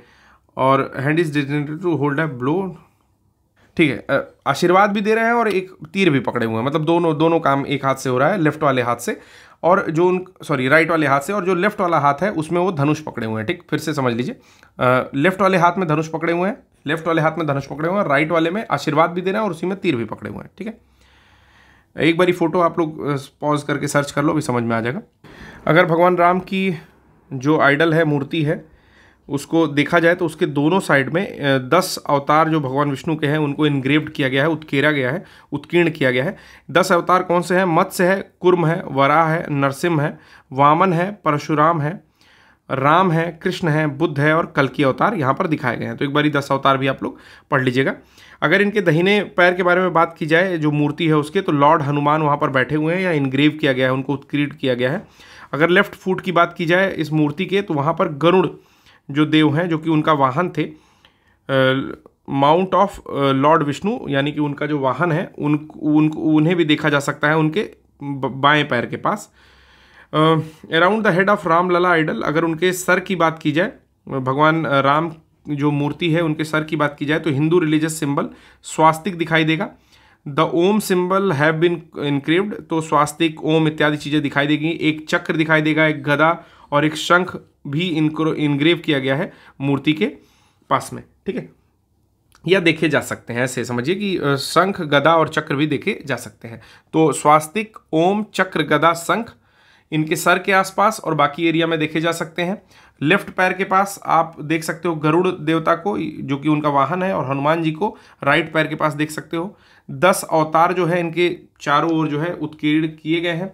10 अवतार मत्स्य, कुर्म, वराह, नरसिंह, वामन, परशुराम, राम, कृष्ण, बुद्ध और कल्कि देखे जा सकते हैं। श्री राम जन्मभूमि तीर्थ क्षेत्र ट्रस्ट की बात की जाए तो फरवरी 5, 2020 में गवर्नमेंट ने अनाउंस किया था कि हम लोग फॉर्मेशन ऑफ श्री राम जन्मभूमि तीर्थ क्षेत्र ट्रस्ट का निर्माण कर रहे हैं, जिसमें 15 ट्रस्टी होंगे और इन 15 ट्रस्टी में से 12 जो है वो सेंट्रल गवर्नमेंट के द्वारा नामित किए गए, 9 परमानेंट थे और 6 जो है नॉमिनेट मेंबर इस में पार्टिसिपेट किए थे, जो कि सबके सब जो है इच मेंबर हिंदू थे।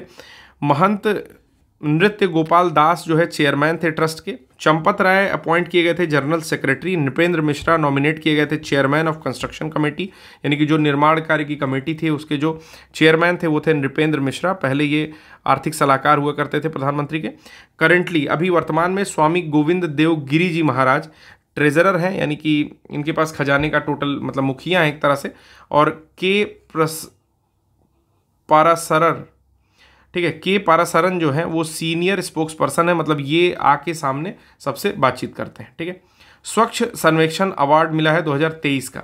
तो 1 घंटे 45 मिनट के आसपास का लेक्चर हो चुका है। इसको भी मैं बहुत तेज़ी से ख़त्म कर सकता हूँ, मूड के ऊपर डिपेंड करता है कि क्या इसको ख़त्म कर दिया जाए। तो मुझे लगता है कि ख़त्म कर देना चाहिए, क्योंकि फिर ऐसे रिपोर्ट आएगी। ऐसे रिपोर्ट हम लोग पहले भी पढ़ चुके हैं, नारी शक्ति वंदन अभियान, ये सब कुछ पढ़ चुके हैं। ठीक है, तो हम लोग के लिए 2 पेज और करते हैं, तब तक हो सकता है 2 घंटे का लेक्चर हो जाए। तो चलिए इसको खत्म कर लेते हैं। स्वच्छ सर्वेक्षण अवार्ड मिला है। ठीक है, क्या है स्वच्छ सर्वेक्षण अवार्ड, देखते हैं कि प्रेसिडेंट ऑफ इंडिया जो कि द्रौपदी मुर्मू जी हैं, इन्होंने कन्फर्ड किया स्वच्छ सर्वेक्षण अवार्ड 2023 का भारत मंडपम न्यू दिल्ली में जनवरी 11, 2024 को। होस्ट किया गया था महुआ मिनिस्ट्री के द्वारा, यानी कि इसका जो आयोजन है वो MoHUA ministry of housing and urban affairs, यानी कि आवास और शहरी मामलों के जो मंत्रालय है वही इसको आयोजन किया था। 13 अवार्ड रिसीव हुए हैं total under category of clean cities. स्वच्छ शहरों के क्षेत्र में 13 अवार्ड दिए गए हैं। क्लीनेस्ट कैंटोनमेंट, सफाई मित्र, सुरक्षा, गंगा टाउन और बेस्ट परफॉर्मिंग स्टेट। तो टोटल 13 अवार्ड जो है फैसिलिटेट किए गए हैं अलग अलग कैटेगरीज में, जैसे क्लीन सिटी स्वच्छ शहर में, क्लीनेस्ट कैंटोनमेंट जो छावनियाँ हैं, कैंटोनमेंट बोर्ड हैं उनको, उनके साफ सफाई वाले क्षेत्र में, सफाई मित्र सुरक्षा में, गंगा टाउन में और बेस्ट परफॉर्मिंग स्टेट में। तो टोटल असेसमेंट हुआ था 4477 शहरों का, और उसके साथ 61 कैंटोनमेंट एरिया टाउन थे और 88 गंगा टाउन इंक्लूड किए गए थे। ये 8वां एडिशन है सर्वेक्षण का, और ये लार्जेस्ट अर्बन सैनिटरी सर्वे हो चुका है वर्ल्ड का। ठीक है, विश्व में इससे ज़्यादा सफाई का सर्वेक्षण अभियान या सर्वे, वही सर्वेक्षण कहीं नहीं हुआ है, तो इस लार्जेस्ट सर्वे बन चुका है। की हाईलाइट ये है कि इसकी जो थीम थी वो थी वेस्ट टू वेल्थ। ये पॉइंट याद रखिएगा, इसकी जो थीम है वो है वेस्ट टू वेल्थ। 9 साल में स्वच्छ भारत मिशन 9 साल से चल रहा है, और स्पिरिट ऑफ स्वच्छता वॉज इन्वोगोरेटेड। तो एक ऑडियो विजुअल प्रेजेंटेशन चल रहा था जिसकी हाईलाइट थी 1 तारीख 1 घंटा 1 साथ कैंपेन। ठीक है, तो ऑडियो विजुअल प्रेजेंटेशन था। स्वच्छ भारत मिशन का एंथम अगर 2024 का देखा जाए तो नया संकल्प नया विकल्प है, इसको कैलाश खेर ने गाया है और इसी मौके पर इसको रिलीज़ किया गया। अब आता है सीधे रैंकिंग की बात। तो all India clean city rank 1 में इस बार इंदौर के साथ सूरत भी है। ठीक है, पहला पॉइंट तो सबसे इंपॉर्टेंट यही है कि इंदौर अकेला नहीं है, इंदौर के साथ सूरत भी है। रैंक 3 की बात की जाए तो नवी मुंबई है, रैंक 2 पर कोई नहीं है, ये भी पॉइंट याद रखना है। ठीक है, all India clean city rank 1 की बात की जाए 1 लाख से कम में तो सासवड़ है जो कि महाराष्ट्र का है। बेस्ट या क्लीनेस्ट कैंटोनमेंट बोर्ड की बात की जाए तो महू है, ठीक है, महाराष्ट्र का। बेस्ट सफाई मित्र सुरक्षित शहर की बात की जाए तो चंडीगढ़ है। मैंने बताया भी था कि सफाई मित्र सुरक्षित, मतलब मित्र सुरक्षित कहाँ पर है तो चंडीगढ़ में सुरक्षित है, थोड़ी ओपन सिटी है तो मित्र सबके सुरक्षित रहते हैं वहाँ पर। क्लीनेस्ट गंगा टाउन 1 में देखा जाए तो आपका वाराणसी है, और टाउन 2 में देखा जाए तो प्रयागराज है। ठीक है, तो ये था कुछ। अगर 1 लाख से ऊपर की सिटीज़ को देखा जाए तो इंदौर, सूरत और नवी मुंबई, जो मैंने अभी बताया कि दूसरे नंबर पर कोई नहीं था, तो इंदौर और सूरत जो है पहले नंबर पर ही स्टैंड कर रहा है। टॉप 3 सिटीज़ जो कि 1 लाख से कम है उसमें सासवड़ है, पाटन है और लोनावाला है। तो मैंने बताया था कि सासवड़ और लोनावाला महाराष्ट्र के हैं और पाटन जो है छत्तीसगढ़। ये तीसरी बार मैं करा रहा हूँ। ठीक है, जब मैंने मंथली कराया तो भी मैं इसको कराया हूँ, जब हम लोग क्विज कर रहे थे घटना चक्र का तो भी हम लोग इसको किए। अब 3 टॉप स्टेट्स की बात की जाए तो महाराष्ट्र, मध्य प्रदेश और छत्तीसगढ़। तो ये याद रखिएगा कि डिस्ट्रिक्ट्स में मध्य प्रदेश हर बार जीतता है, यानी कि इंदौर हर बार टॉप करता है, लेकिन अगर स्टेट्स की बात आए तो उसमें मध्य प्रदेश दूसरे नंबर पर है। ठीक है, तो ये थोड़ा ट्रिकी है। 3 गंगा सिटीज़ की बात की जाए तो वाराणसी और प्रयागराज जो है उत्तर प्रदेश का है, और तीसरा है बिजनौर, ये भी उत्तर प्रदेश का है। अब फिर आता है all India survey on higher education AISHE report, यानी कि उच्च शिक्षा पर जो रिपोर्ट आती है, सर्वेक्षण रिपोर्ट, उसको बोलते हैं एशे रिपोर्ट, जो कि 2021-22 का डेटा देती है। ठीक है, की हाईलाइट देख लेते हैं एनरोलमेंट से रिलेटेड। सबसे पहले तो सबसे पहली बात इसमें दिया हुआ है कि किसने लॉन्च किया है, तो मिनिस्ट्री ऑफ एजुकेशन, जो शिक्षा मंत्रालय है भारत सरकार का, उसने ये रिपोर्ट लॉन्च की है हायर एजुकेशन पर, यानी कि उच्च शिक्षा पर ऑल इंडिया सर्वे। ठीक है, और कब लॉन्च हुई है तो इससे कोई मतलब नहीं है। The ministry has been conducting एशे सिंस 2010-11 से ये जो है एशे प्रोग्राम लेकर के आ रही है, यानी कि all India survey on higher education, उच्च शिक्षा पर अखिल भारतीय सर्वेक्षण। ठीक है, की हाईलाइट के बारे में देखते हैं क्या है। टोटल एनरोलमेंट के बारे में बात करता है, कितने लोगों का नामांकन हुआ इस बारे में बात कर रहा है कि हायर एजुकेशन के लिए लगभग 4.33 करोड़ लोगों का नामांकन हुआ है 2021-22 में, जो कि 4.14 करोड़ था 2020-21 में। तो ये डेटा बेसिकली मेंस में ही यूज़ होता है, बहुत ज़्यादा प्री में पूछने की संभावना कम ही होती है। फिर भी चीज़ें देखते हैं कि पहला डेटा ये देखना है कि 4.33 करोड़ लोगों का नामांकन 2021-22 में हुआ है, जो कि 4.14 से अधिक है, जो कि 20-21 में हुआ था। ठीक है, तो इंक्रीज़ हो रहा है टोटल 91 लाख इनरोलमेंट इस हिसाब से।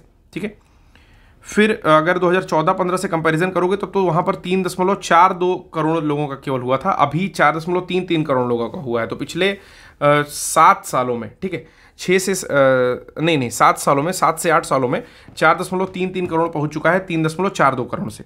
फीमेल इनरोलमेंट ज़्यादा इंक्रीज़ हुआ है, इस बार 2.07 करोड़ हुआ है, और पिछले ही वर्ष, मतलब पिछले वर्ष का मतलब है कि 2.07 करोड़ हुआ है 2021-22 में, और 2.01 करोड़ हुआ है 2020-21 में। ठीक है, तो फीमेल का भी इनरोलमेंट जो है इंक्रीज हुआ है।